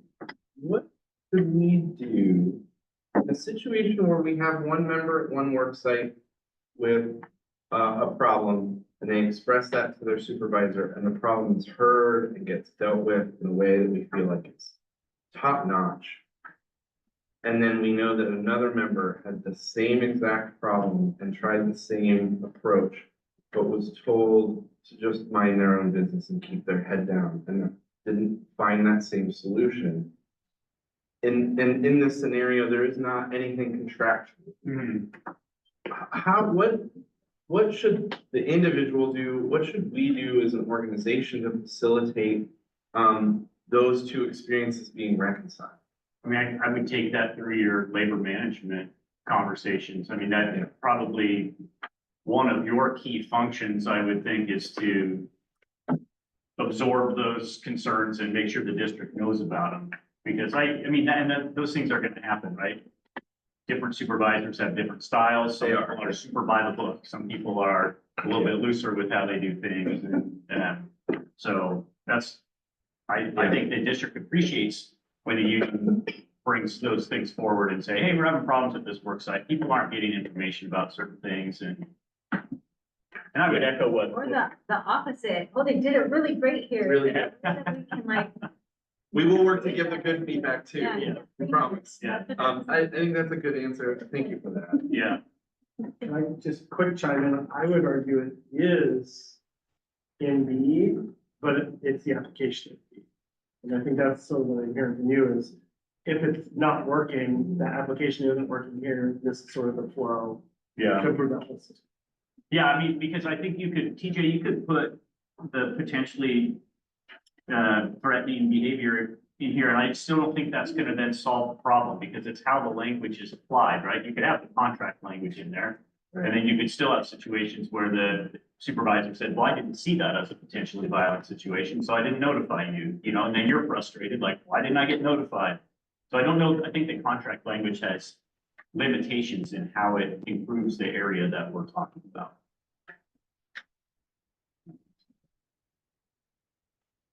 Other questions or comments about Article 5?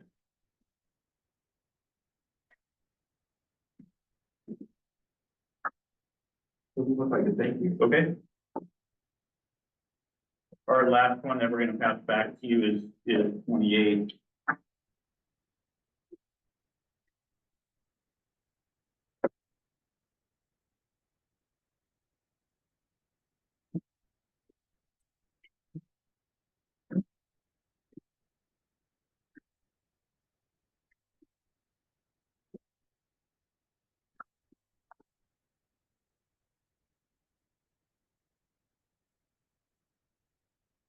Thanks.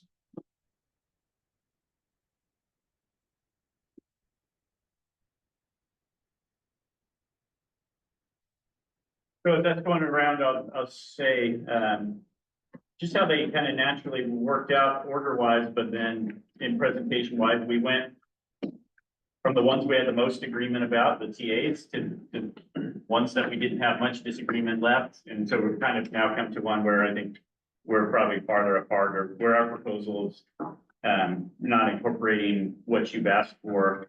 In Article 28, we did delete that, however, the beginning of that sentence in D.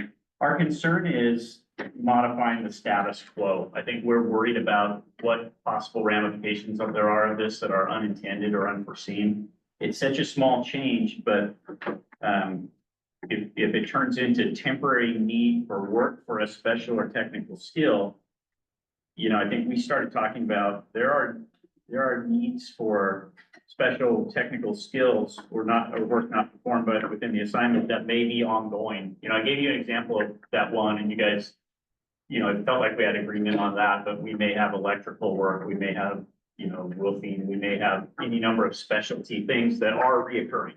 And not wanting to get into a debate whether it's temporary or not. So if there's a specific thing that's going on, besides transportation, we've talked a fair amount about it in that context.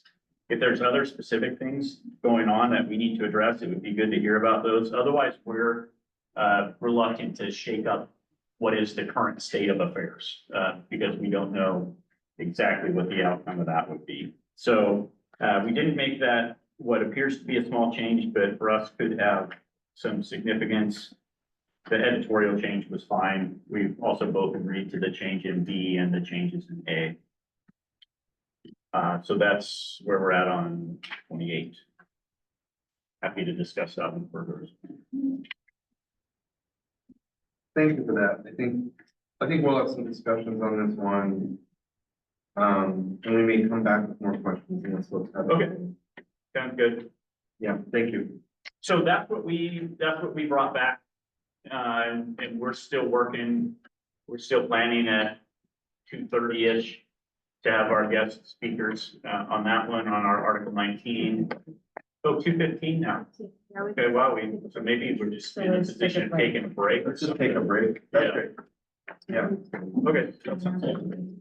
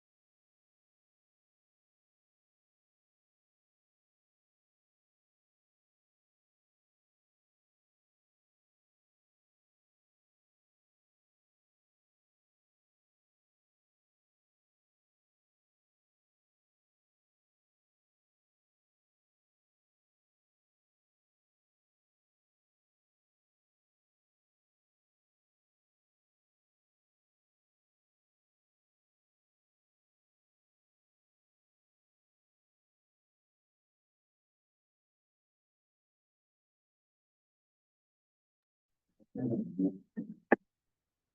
you so much for the break. Welcome back. We will go ahead and present Article 19, and we have guest speakers.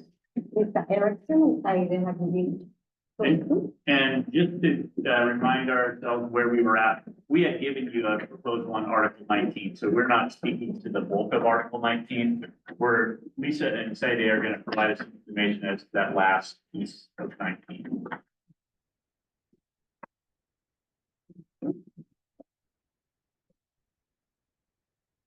Where can we do that? Which number are we looking at? It's to be in their proposal, it was that section O, it was the Section last O. piece of Article Okay. 19. So, I mean, I think when you look at our proposal, you'll see we did not include the bulk of that Right. information. And I want Lisa to be here to answer questions and also just to talk generally, Lisa and Saide, about the various parts of that and our thought process. It's beyond my area of expertise for sure. So, Lisa, I'll turn it over to you. Just briefly talk. Okay, thank you for having us, everybody. I appreciate And it. feel free to ask questions of our guests. Oh, okay. We can do that. Okay, so I reviewed in the public safety articles in here and some of the pieces of concern. I've done some heavy investigative pieces on my side with what's called DPSST, which is the Department of Police for Public Safety Standards Training. And on number one, for ORA 181A840, as far as being an executive manager and managing employees, I am the executive manager for DPSST. I do carry that license. And here I do oversee and help manage the license as well as our security folks.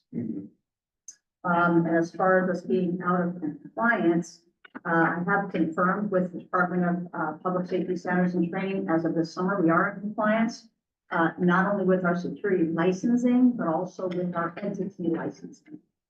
So we are in compliance, and I am compliant as an executive manager with the PK-12 setting. The way the law was written was more for college-type universities.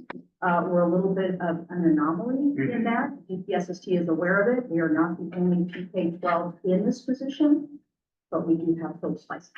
Yeah, I think that's one of the challenges that law really does, is framed around what feels like a college scenario instead of a K-12. Lisa, you were saying under that statute and your responsibilities that, you know, to the degree here that we have language about only a certain individual shall hire, supervise, terminate, that you're allowed to designate, you have a designate or delegate those responsibilities. I am. DPSST is aware that we have a very robust human resources department here. And they're aware that the hiring and firing is the majority handled by them. But I do participate not only with the management of it, but with the hiring and potential if there were a firing. I have not experienced that yet. But I am involved extensively in interviews, and in fact, I attended 3 yesterday. Okay. So with number one, I think one of our biggest concerns is the way it's framed. It does talk about may choose a designee to train and provide resource. In fact, the designee, in this case, HR, carries out all those other functions as well, hiring, disciplining, potential, terminating. So it didn't feel like it's in the way it's written that it's completely in line with what our practices or our understanding of what that law allows. Correct. And with this particular number one, this is a summary of that. I have printed out the entire packet for DPSST under security. It's very extensive. So I would argue that this is a summary. Number two, why don't you talk a little bit about the training? We didn't include the very specific training. We made a more general statement about all newly hired campus monitors and security patrol monitors will be trained by the manager of security services or designee. All required training shall be provided by the district or paid by the district if completed through an outside entity. Can you talk a little bit about our concern with that specific training or that language being included? Sure. So in order to be in compliant with DPSST, you are required to have a security license. We farm that out and we have other folks provide the training. There has to be a special certification. I do not have one. So oftentimes we farm that out for the licensing. And then from there, any in-house professional development, we do have where there is open dates on our calendars where we are providing campus security training. We had a very robust one back in August. We did another professional development, I want to say late September. We also are having ongoing monthly meetings with our campus monitors in the high schools at 8 a.m. on non-professional development. Let me get this right. Not the administrative teachings, but the teacher teaching days, if that makes sense. Academic and Thank you. Okay, so the trainings that are listed there, are those all trainings that happen? Or, I mean, I think one of our concerns is we don't typically list out exactly what trainings every employee group will have. You know, food service has to have a variety of job-specific trainings, other positions as well. So I think there's generally a reluctance to listing what specific training will occur in the CBA. Is there anything beyond that general kind of hesitancy to name specific training? Any other issues that you see with that? To my knowledge, anytime trainings are required for a requirement of the job, it's in the job description. So if we require a training, like CPR training or safety care training, you would find that in the job description. You wouldn't find it in the CPA. And I Thanks, will Stephanie. add, I'm sorry, Thanks, Ethan. sure. So, are the patrol or campus monitors, are they supervised completely by the public safety officers? Co-supervised, you're aware of that. Co-supervised, okay.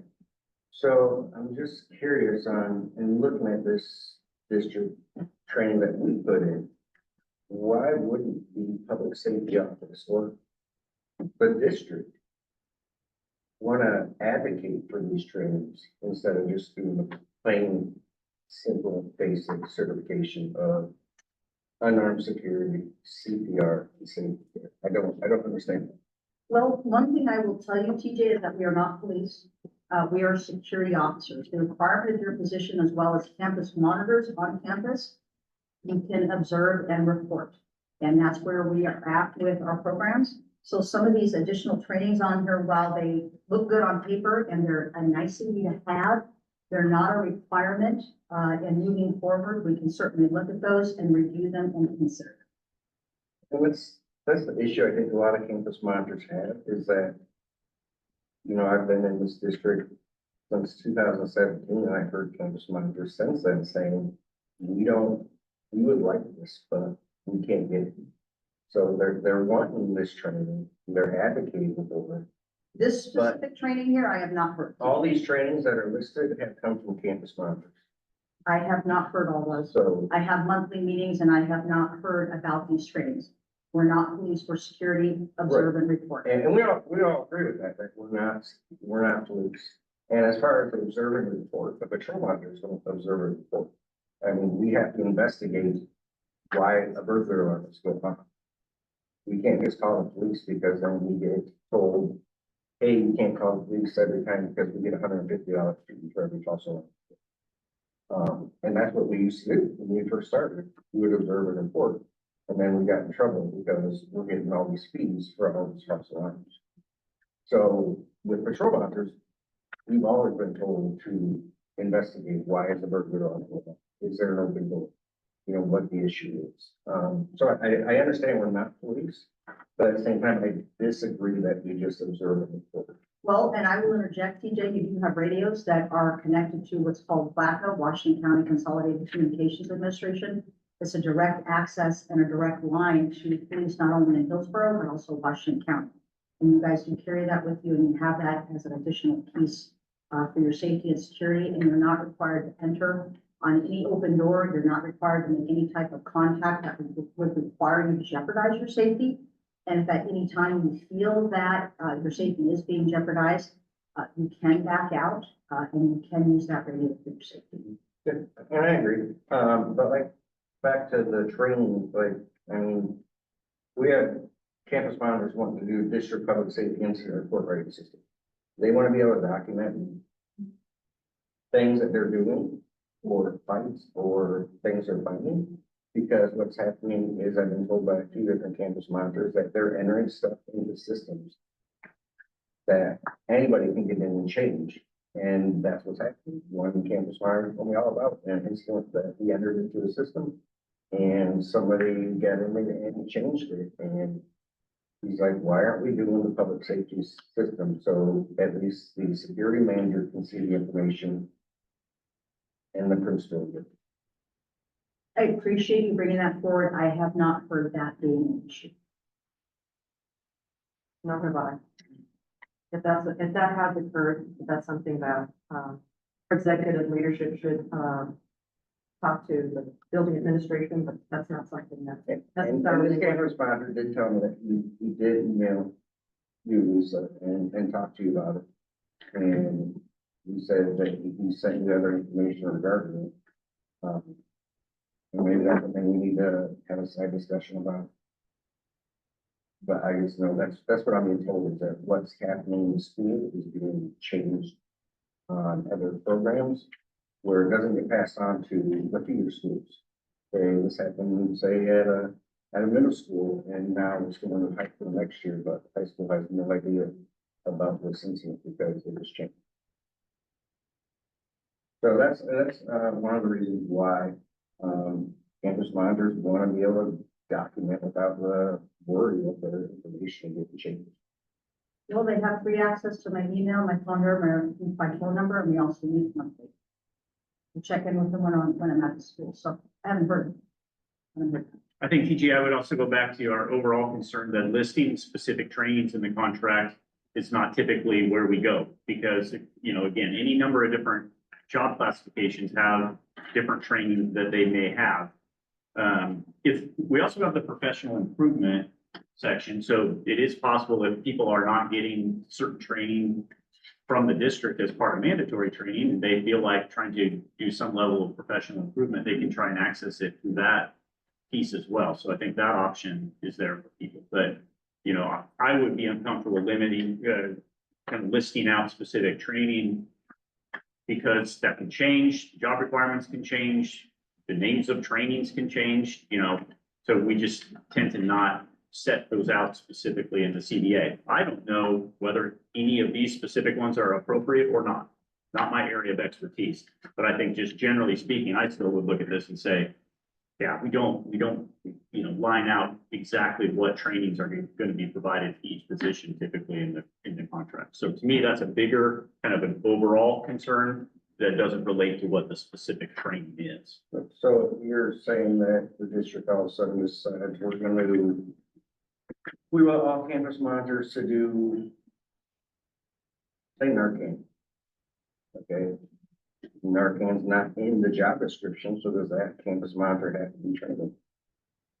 I think somebody that knows more about it than me would determine whether that training is necessary for people to be able to administer that. And then if the answer is yes, then they would make that part of the training protocols. And what we put here is that it would have to happen, it's either paid for the district or happening on work time. So I don't know the answer to your specific question, whether there would be training associated with that. I don't know if Lisa does, or our building administrators. The campus monitors were asked to do Narcan. We would look at our job description and include that in our job description, but there is an element in our job description that says may implement medical protocols as needed. So if that was something that was needed, we would train them on it, but it would be the decision of management to do both things. Ask them to do it and train them on it. And if they refuse to do it, will they be non-compliance with their job description? We would have to discuss it upon when that happens, but if it's not in their job description specifically, we wouldn't ask them of it, and if it makes sense, just like the laundry list of trainings that you put here, if we were to ask all of them to be trained on it, and if they refuse, would they then be in violation of their job if they chose not to? Well, I mean, right, it's in their description. But it has to make sense to their job. Right. So tasers don't make sense to their job, right? And it doesn't say the campus monitor should be tasers. Read it correctly, it says patrol monitors. Also, it doesn't make sense to the job. And can you explain that to me? You shouldn't be getting close enough to actually tase someone. The whole purpose, and we've talked about this multiple times, is we don't actually not want you to get out of your vehicle unless it's necessary, unless you feel safe. And if you don't feel safe, there's no reason for you to come into such close proximity with another individual that you would want to tase them at all. Well, for a taser, what I've read, the most accurate distance on a taser is 15 to 25 feet. We're issued OC spray in batons I showed you and Lisa a picture of me at a burglary call with a guy standing behind a pillar, holding his fist clenched. And I had a OC in the time. And from my research, your OC is going to cause longer health issues and could cause permanent damage to your lungs and eyes, glaucoma. A baton, we all know a baton can cause force, and we're only supposed to use force that is necessary. That's called force with force. And once again, like OC spray and a baton, that individual needs to be right up close and personal to you. As for a taser, you have 15 to 25 feet. And then back to the OC spray. I mean, just look at it. It's diluted when you're in the rain. It rains 7 months out of the year. So a lot of times that's gonna be ineffective anyways. You can't use it in close contact. You know, I've been walking around many roads during the night and I'll come across a transient, or I'll come across a kid doing something, and I don't have time to react. It's just, whoa, I gotta step back from the situation, which is what I do. But I've been charged by people with grocery carts. I've had people say, I'm gonna cut your throat tonight. You know, I deal with this stuff, and the taser, out of all three of those, are the safest because it gives the most safest response for the security professional and the subject. I disagree. I would argue that a taser, oscillary and capsule spray, OC spray, and an aspeton are pre-planned use of force articles for police.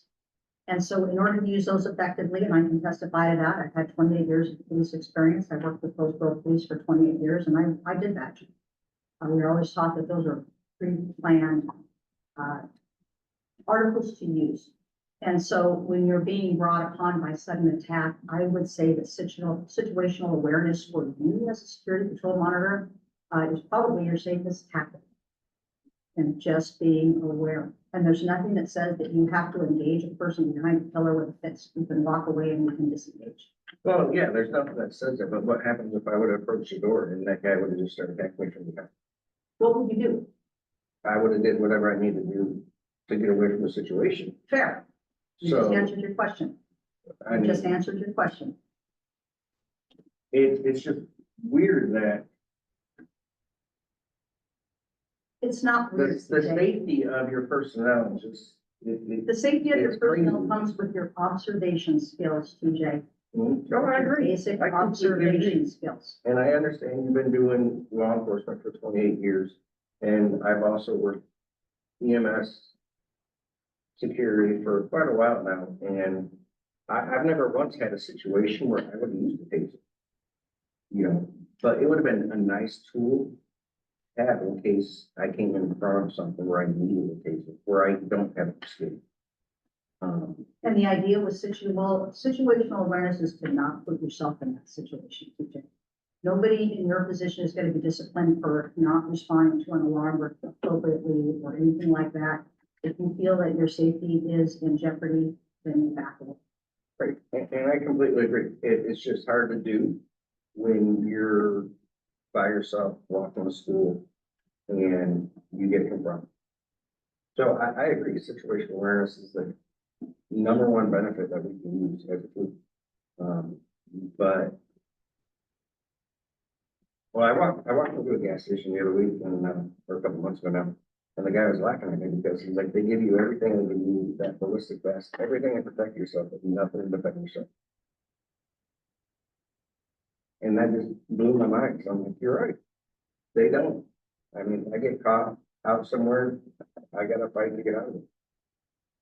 And it just, training that I've listed for campus monitors and patrol monitors, we have talked, you and I. Alex Oley, my previous supervisor, have talked, we've all agreed on it. But when it comes to upper management, it's no. And I'm just a little confused as where does the staff member safety come into play? Walk away. The other thing I would say, TJ, is it's a little bit like the conversation we were having around the providing information, in the sense that one of the biggest factors we're looking at is what belongs in a collective bargaining agreement and what doesn't. I don't know enough to know whether people in your position should have a taser or not. Not my area of expertise. I know that the collective bargaining agreement shouldn't decide that question. That question is decided through, debate and discussion among the professionals that work here that have that level of expertise. And so, it's not in the contract, because we wouldn't put in the contract, that we're going to issue tasers to our security patrol. So if I understand, I hear the debate, and again, I don't know, whether you're right, wrong, or otherwise in that debate, but I don't think it's a debate for the collective bargaining agreement or language to go in there. So for our setting here, that's kind of what I'm most concerned about, what belongs in this CBA. Right, and I get that, and over the years, it's, once I've gone 8 years of being in this position I'm in now. And initially, when our department first started, we were getting tasers by the Hillsborough Police Department. And we were all for it, but then upper management said, no, we're not gonna do tasers. And then slowly, it's just like, no, we're not gonna do this, and it's like, we wanna go home to our families too. And I'm gonna walk away from the situation if I can, and my coworker will also. But there's times, and everybody knows that there's times where you're just blindsided by something. And it's nice being, when you're out there by yourself at night. Yeah, we have a radio that we can talk directly to law enforcement, dispatch, everybody. But how fast are we gonna get to that radio being jumped like custodian did a few years ago? We never had a chance over at one of the elementary schools in Clinton Hospital. So I guess safety is huge, and it doesn't seem like it's really important to me through the district. Yeah, I mean, I do disagree with that statement, that the employee safety is not important to the district. I mean, talking with all levels of district administration here, building principals, HR, our public safety folks, I think they care very much about employee safety. They may differ from your opinion about whether that means security officers should carry tasers or not. I think that's a difference of professional opinion. I don't think that that's an indicator that the district is disinterested in employee safety. So that one I disagree with. And I guess we'll just have to agree to disagree with it. Other pieces in this, so an awful lot of the language is around the training, and I've talked about our desire to not include specific trainings in the contract. I think you've heard a little bit about why individual trainings that are listed here, we don't necessarily see as appropriate. Number 4, the 1 hour of uninterrupted non-student contact time per day. I mean, again, that's a little bit like we've had that conversation about how do we carve out time within a shift. 1 hour is a fairly significant amount of time to carve out in a shift. I seem to recall that there's a specific reference here to the district public safety incident report system. Is that something that's going away? I thought you said that. We're no longer using it. We're moving from utilizing that. We're using more of the IQ reporting to report issues in that way. So it is available to use, but is not required. They also have a log that they keep of their patrols. So each time they're doing an event or an incident, it's in the log. And that's what we're mostly referring to. It saves time, it gives accurate information, and I felt that was a better way to do business. Okay, thanks. Number 5, I think we feel like comes under already established language in I2 of this article, which is not position specific. It speaks to special clothing and equipment. If specialized work clothing or equipment is required, it will be provided by the district. And then also it's specifically about shirts, which you have language in here about. So we feel like the overall more general language is applicable to all positions. Obviously, how that language gets applied is specific to a given position, but we think it's covered there. So anything else, Lisa, that you want to say or Saide on, or TJ, if you have any other questions? I mean, again, I guess the only question I have about uniforms is why we don't want the campus monitors clearly identifiable when you walk into a building.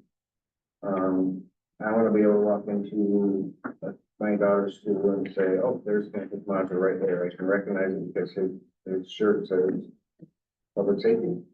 Yeah, and I agree. And they have vests, And that's why we bought them vests, They- that they have campus vests. security which on them, and I could think be, they're wearing them, are they? to me, it's, I don't know.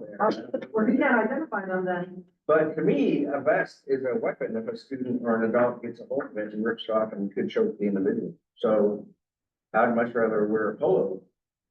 I would argue that any attire of clothing, a jacket or anything, TJ, that's extreme. That's true, but we live in a society that's extreme. They were given a vest to identify themselves, so the parents can see who they are, students can see who they are, and we were thinking the same way, but we thought vest was appropriate. And why did you go with vest, by the way? Cost Just curious. effective, identifiable, easily transferred from one adult to another. Down the money.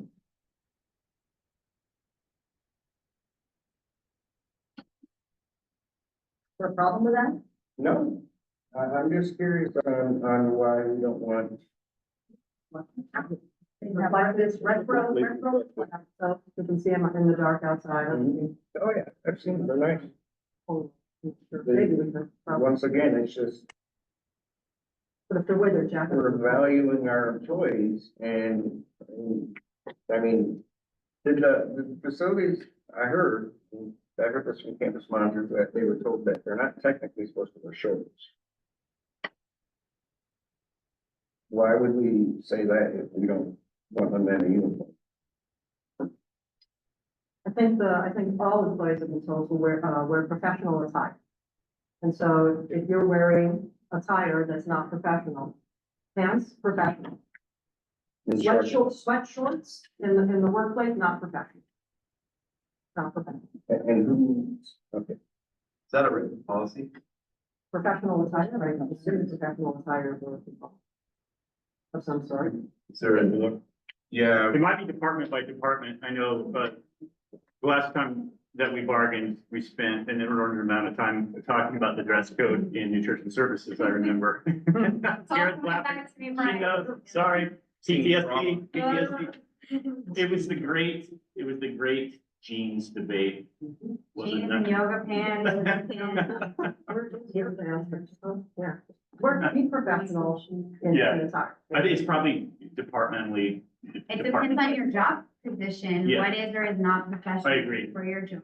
Right, if you're a PE teacher, wearing shorts is Sweat great. shorts is professional if Right, you're a as a PE PE teacher or an assistant coach or, you know. Yeah, which I think is why we. It's hard. For our security patrol monitors, are they required to wear a specific type of footwear? No. Okay, there's no requirement. I'm wondering, is the ladies like willing perhaps to speak with your public campus monitors in regards to what attire, like shirts and stuff like that, might work for them? Perhaps I think the vest is a fantastic idea. But maybe like the polos or like t-shirts that have the name on the back, just maybe other options other than just a vest. There are some of the high schools that do, yeah, they do provide attire. It's not coming from our budget, but there has been attire provided in the past for them related to their specific school that they go to. So I know that has been an option. Mhm. It would be great. Other questions on this piece while we have our experts here?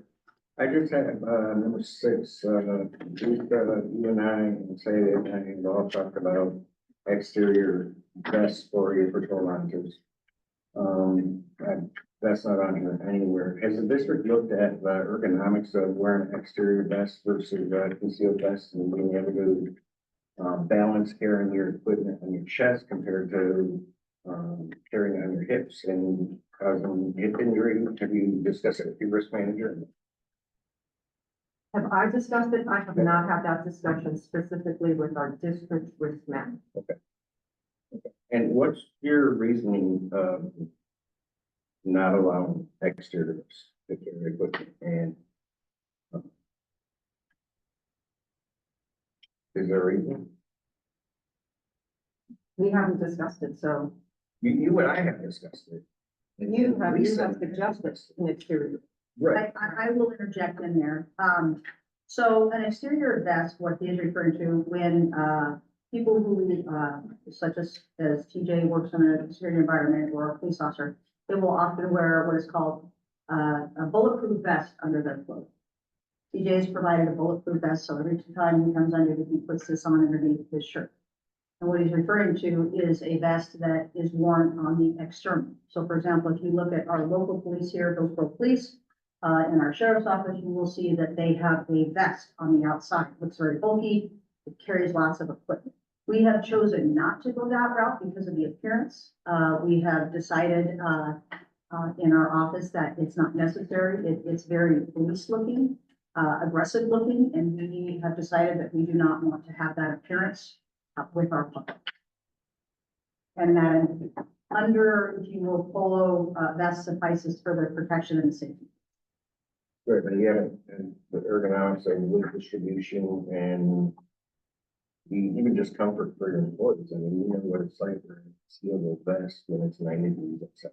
I wore one for 28 years, I mean, TJ. So when we take our half-hour lunch break that we get when it's 90 degrees, if we want to get a breath of fresh air, we have to strip down all of our equipment to be able to get that breath of fresh air.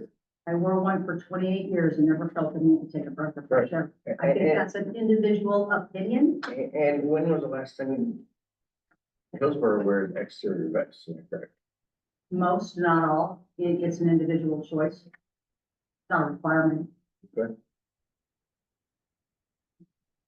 Other pieces of this? Other questions?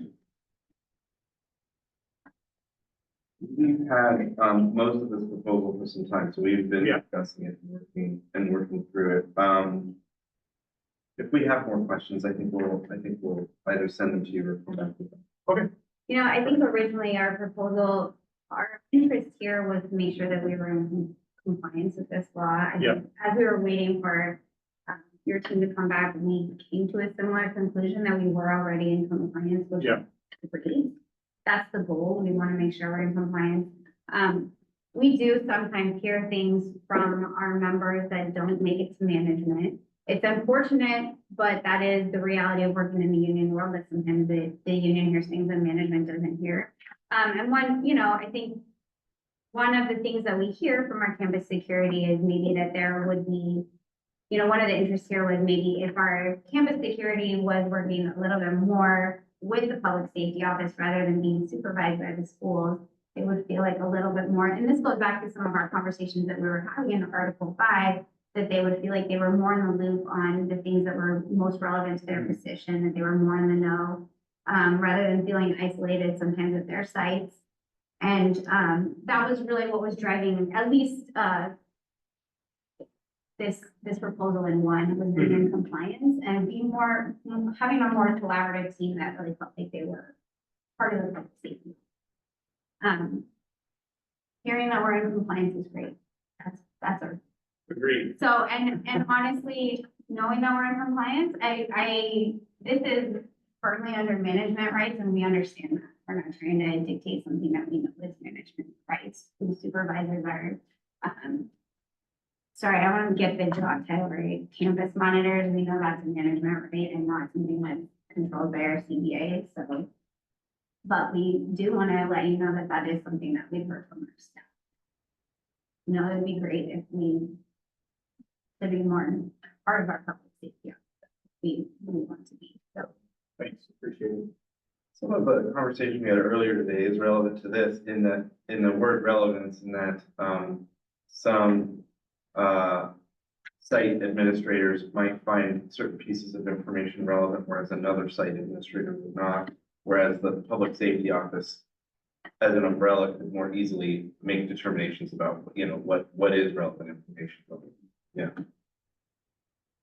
I mean, I hope that all of those departments and people are in fairly constant communication and talking about best practices. I think keeping people safe is probably an ongoing effort that you're always refining and changing and trying to get better at. So I feel like your district is set up pretty well to do that, even compared to the other districts that have less of a structure in place. I mean, obviously Beaverton has a robust structure, I know that, but slightly smaller districts don't have nearly the resources that you guys put into that level of safety. So I've always appreciated that about this. Thank you for this. Thanks for being here, Lisa Friday.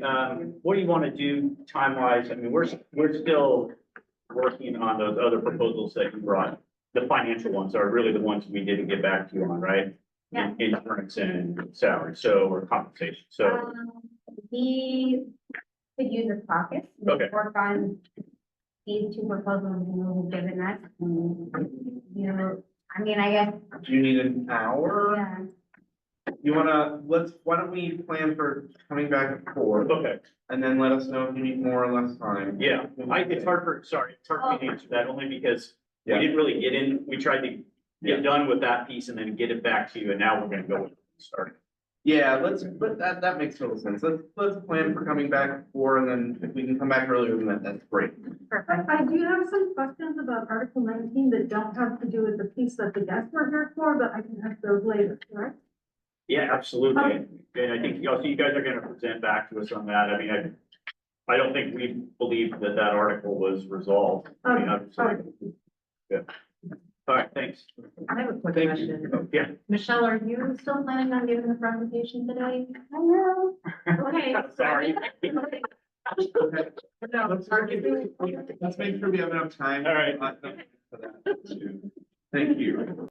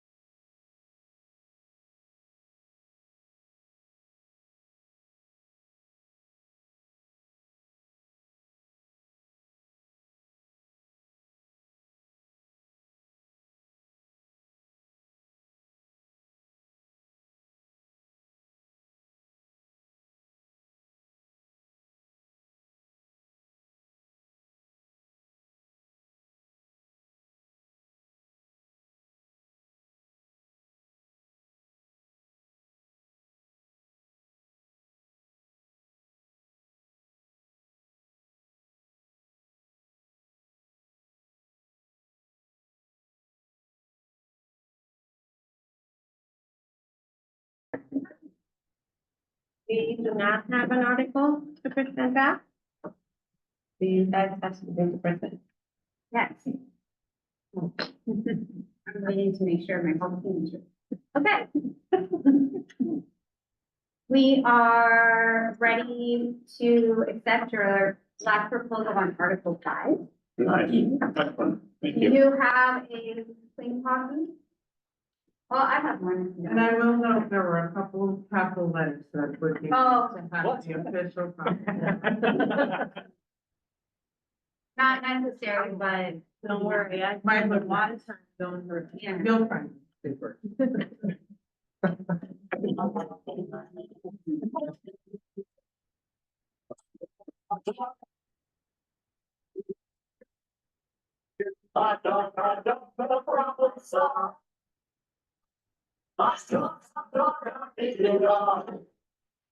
Great, thank you. How many did I say? 5? 4. Close. That was aspirational.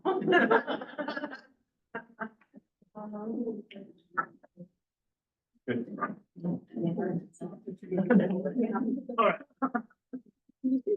Was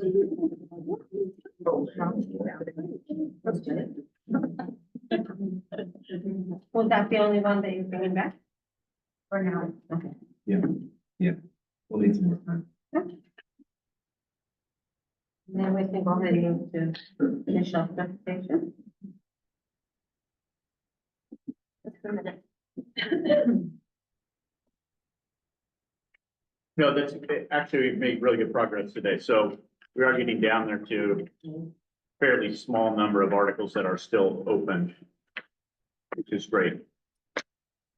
We will have, financials for you at the next session, Okay, so nothing today. not today.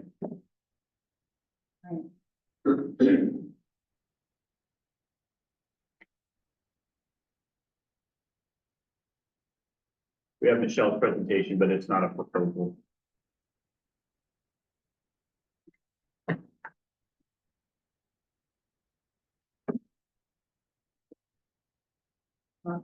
While she's, I can kind of set this up while she's getting ready to go. So a lot of it, we're gonna go fairly quickly through, and that's not, well, it's because it's information you've seen before.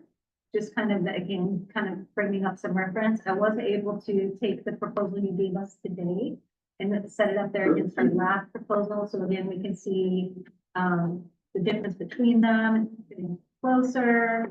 And then, again, we have it for reference, the license agreement, and then our next steps. I mean, I can also give you some feedback that I think we appreciated some of the different direction that you went, especially with the implementation of the one-to-one and the pay equity piece. I think we are going to be working on what that process would maybe best look like. Yeah, But we're going to be picking up on that idea and just trying to frame. So I think that was really helpful.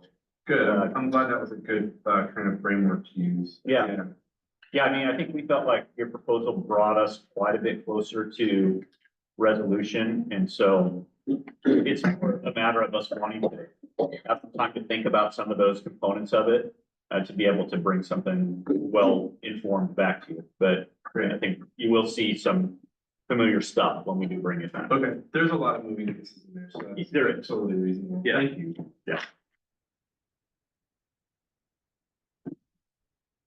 All right, thank you, Hannah. And this cover slide does say proposal, but really it's a reflection of your proposal time. Just to know that. As you know, I try to use a similar format so that everybody can recognize things fairly quickly and jump in and ask questions if you have questions. Our agenda slide, again, always linking to prior interactions we've had when it comes to financials. The information about 24-25 is still in this, so that it's handy for you guys to reflect on and share with listeners. We do have a little bit about the outlook for 25-27. Again, that comparison between the last, our last offer and your offer from today, and then really just next steps. So it should move fairly quickly. So again, our current year situation, really thankful that you guys have recognized that there is a challenge we're experiencing budgetarily. You can start, I'm sure, have seen it start to ripple out.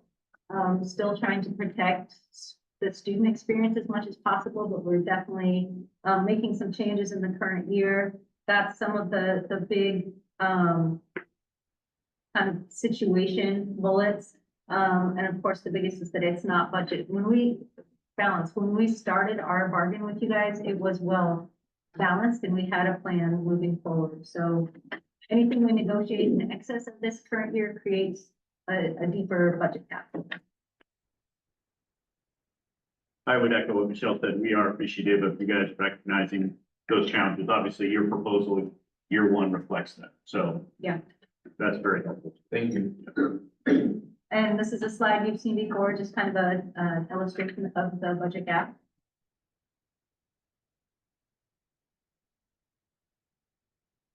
This is a list of the mitigation strategies. Again, not new information, but I wanted you guys to have it readily available for reference in case you are getting questions and you need to answer them. If there's more detail that you need behind any of these strategies, please let me know.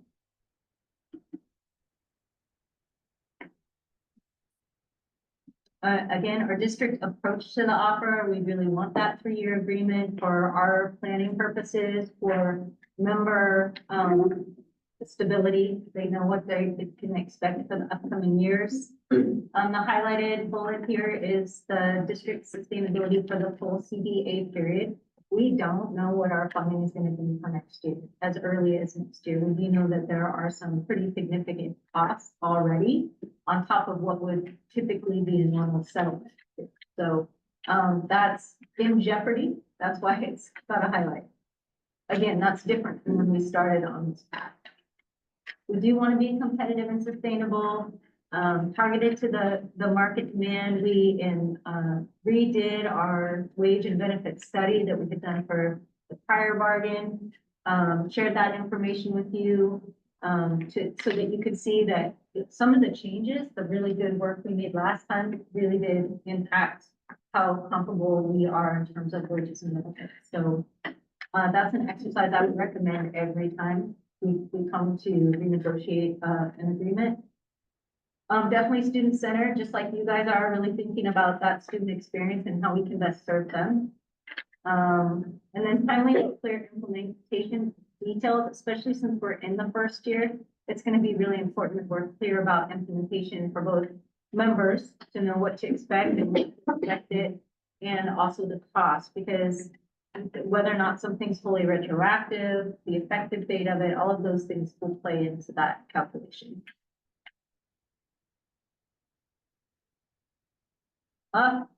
Big, bold, red, important information. This is really across the state, rocking all public employers right now. The release of the PERS rates. I've shared with this group before that a 6.53 average increase it's not something we've experienced in healthcare before. It is significant. And it is an investment that's required by the state. It's a deferred income program for all public employees.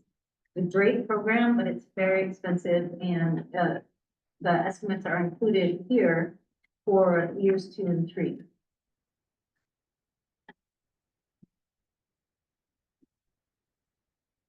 That's just context for how we would, the difference between our current year payroll expenses, specifically around the pension, and then moving forward with that.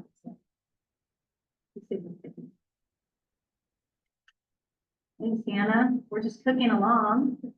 This is a review of the current settlement, well, our prior settlement that ended in 24. You can see that if you look back, way back to the beginning of our first financial proposal, it was already set at this level. And this level took months and months and months to get to higher. So I know that that's kind of a memory lane journey, but I think it's important to have that context and our ability to support the agreements that we come to. Quick question. So I had noticed that in 21-22, in the current contract, I think it's 4%. And then 3% and 3%. And that hadn't occurred to me before, but it was. Yeah. I'm sorry, say again. For 21-22, the salary schedule shall be increased by 4%. That's true. Yeah. Thank you. Should have changed it. Okay. This is like the 12th time we've looked at this slide. Yeah.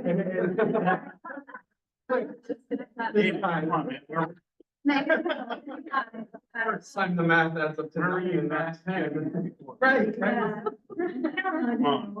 We did also in that first year add a new top step. So that was an additional 4% increase for folks that had moved from the top step. We dropped the bottom step. There was some static around there for folks in replacement. You guys heard about that, I'm sure. But overall, that created more of a 7% for all average increase in that first year, which was definitely needed at the time. So very good work that we did then.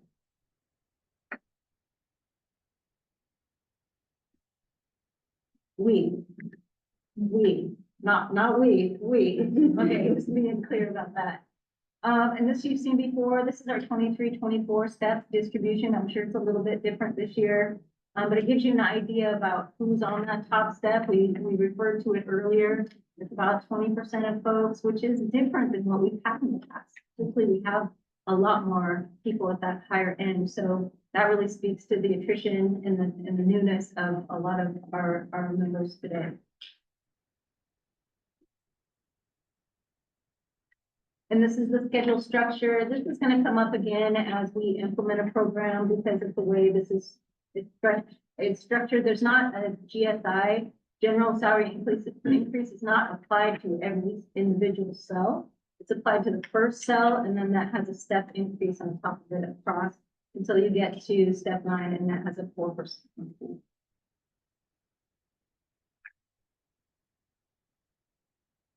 And I didn't create that schedule, by the way. I'm not sure why it is that way, but that's how it is. This is a review of HC of your guys' last proposal to us on the 19th of November. You can kind of see just a review of the numbers. We don't have to stay on this slide, but I kept it here again for context so that we can see how each team is kind of moving towards a resolution here. So collectively, including the step movement, which is 80% of membership, that increase over 3 years is 25 members if they qualify for step.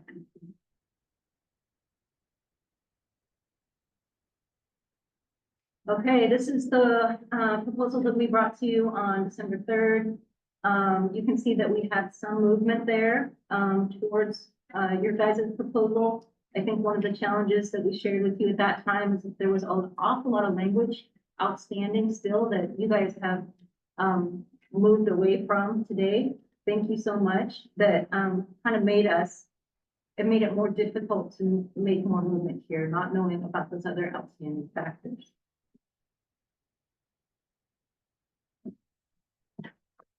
All right, and here's the estimated cost of the offer. So this is the kind of the accumulated additional cost. This isn't the amount of the budget that classified staff makes up. I think you guys have a clear understanding of that. This is my way of showing the comparison of the factors between us. And so I've created, like I said, one for your proposal today that you're going to see here in just a minute. Thank you, Hannah. Less than a minute. There it is. You can see that we have some movement in the first year. See all that green? That's my hot dog song. It's if we get a green cell, that means that we're in agreement. So the first year, thankfully, with the work that we've done together to meet your targeted priorities and meet our budget goals, we have agreement in the first year. It's really year 2 and 3 that are still apart. You can see that overall, over the 3-year period, our package is about just over $1 million apart, which in the big picture of the cost of these packages, that's getting very close.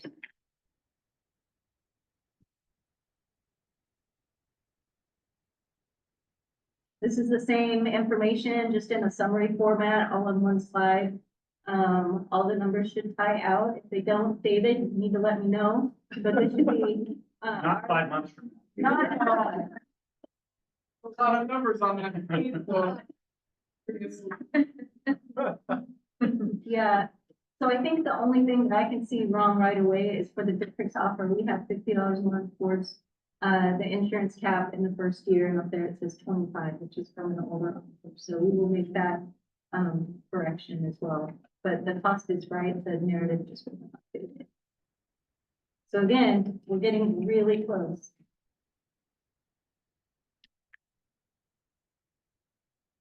This is the new paid differentials, and I went through this on my little tiny laptop today because I don't have an office anymore. But there is the schedule, so you can see about what those dollars amount would be given the new differentials that you guys brought forward today.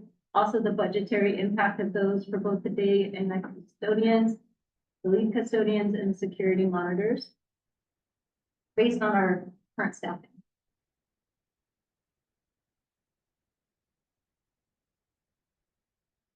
And this slide has changed quite a bit. This was, again, earlier We had presented this to you with a whole bunch of different items on it. We've had dialogue and discussion around things that have made movement. Most recently, we pulled back the 15 minutes a day, even for targeted employees, and made that more of a partnership between an employee and their supervisor and the expectations of the roles that they're in, so that it could be a little bit more of a standard that everyone can meet. We have our, okay. I have glasses on. I could just put it on the computer, but no. Rather do it this way. We have, the holidays. We talked about Juneteenth. We talked about different ways to make that budget neutral. But if we were to truly just add a holiday, this would be the cost of that over the 3-year period, just under $150,000 for those employees.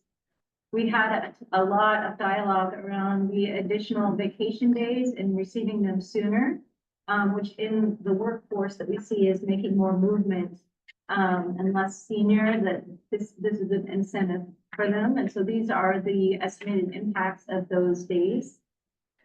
We have our additional personal leave days and the conversation around that estimate.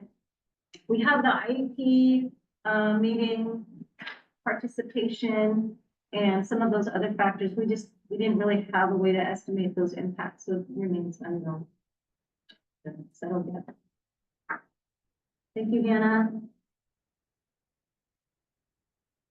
Wanted to just kind of a recap. This is what was shared publicly about the Education Association bargain. They did start a little bit before HCU, and so I think they just finished a little bit earlier.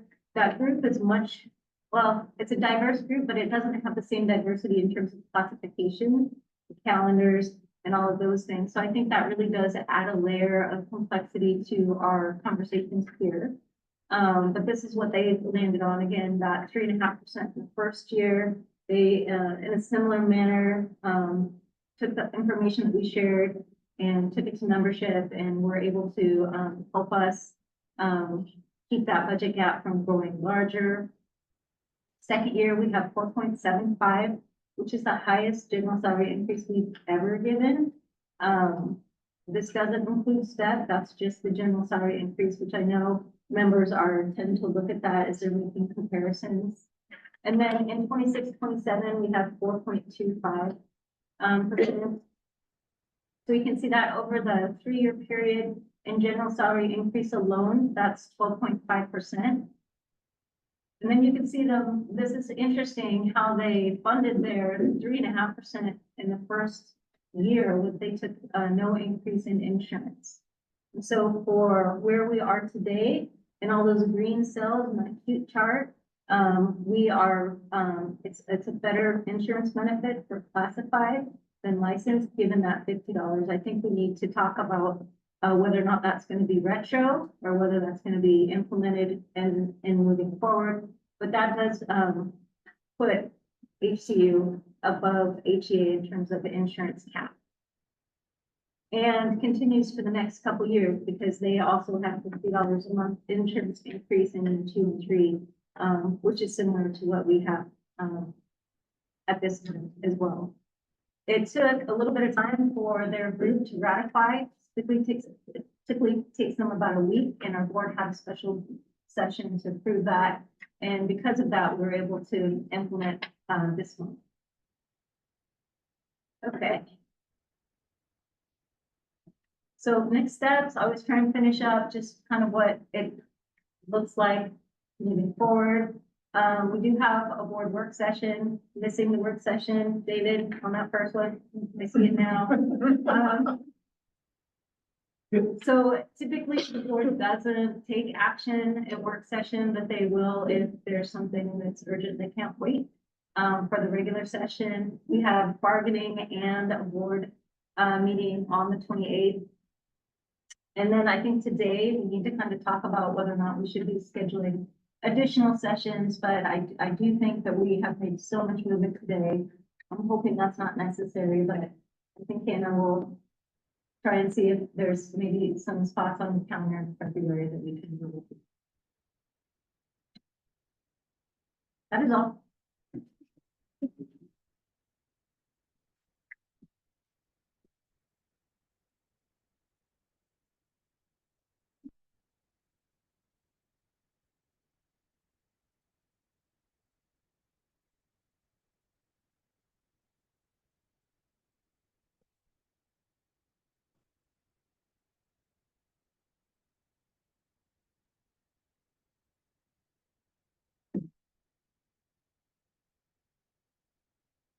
Any questions?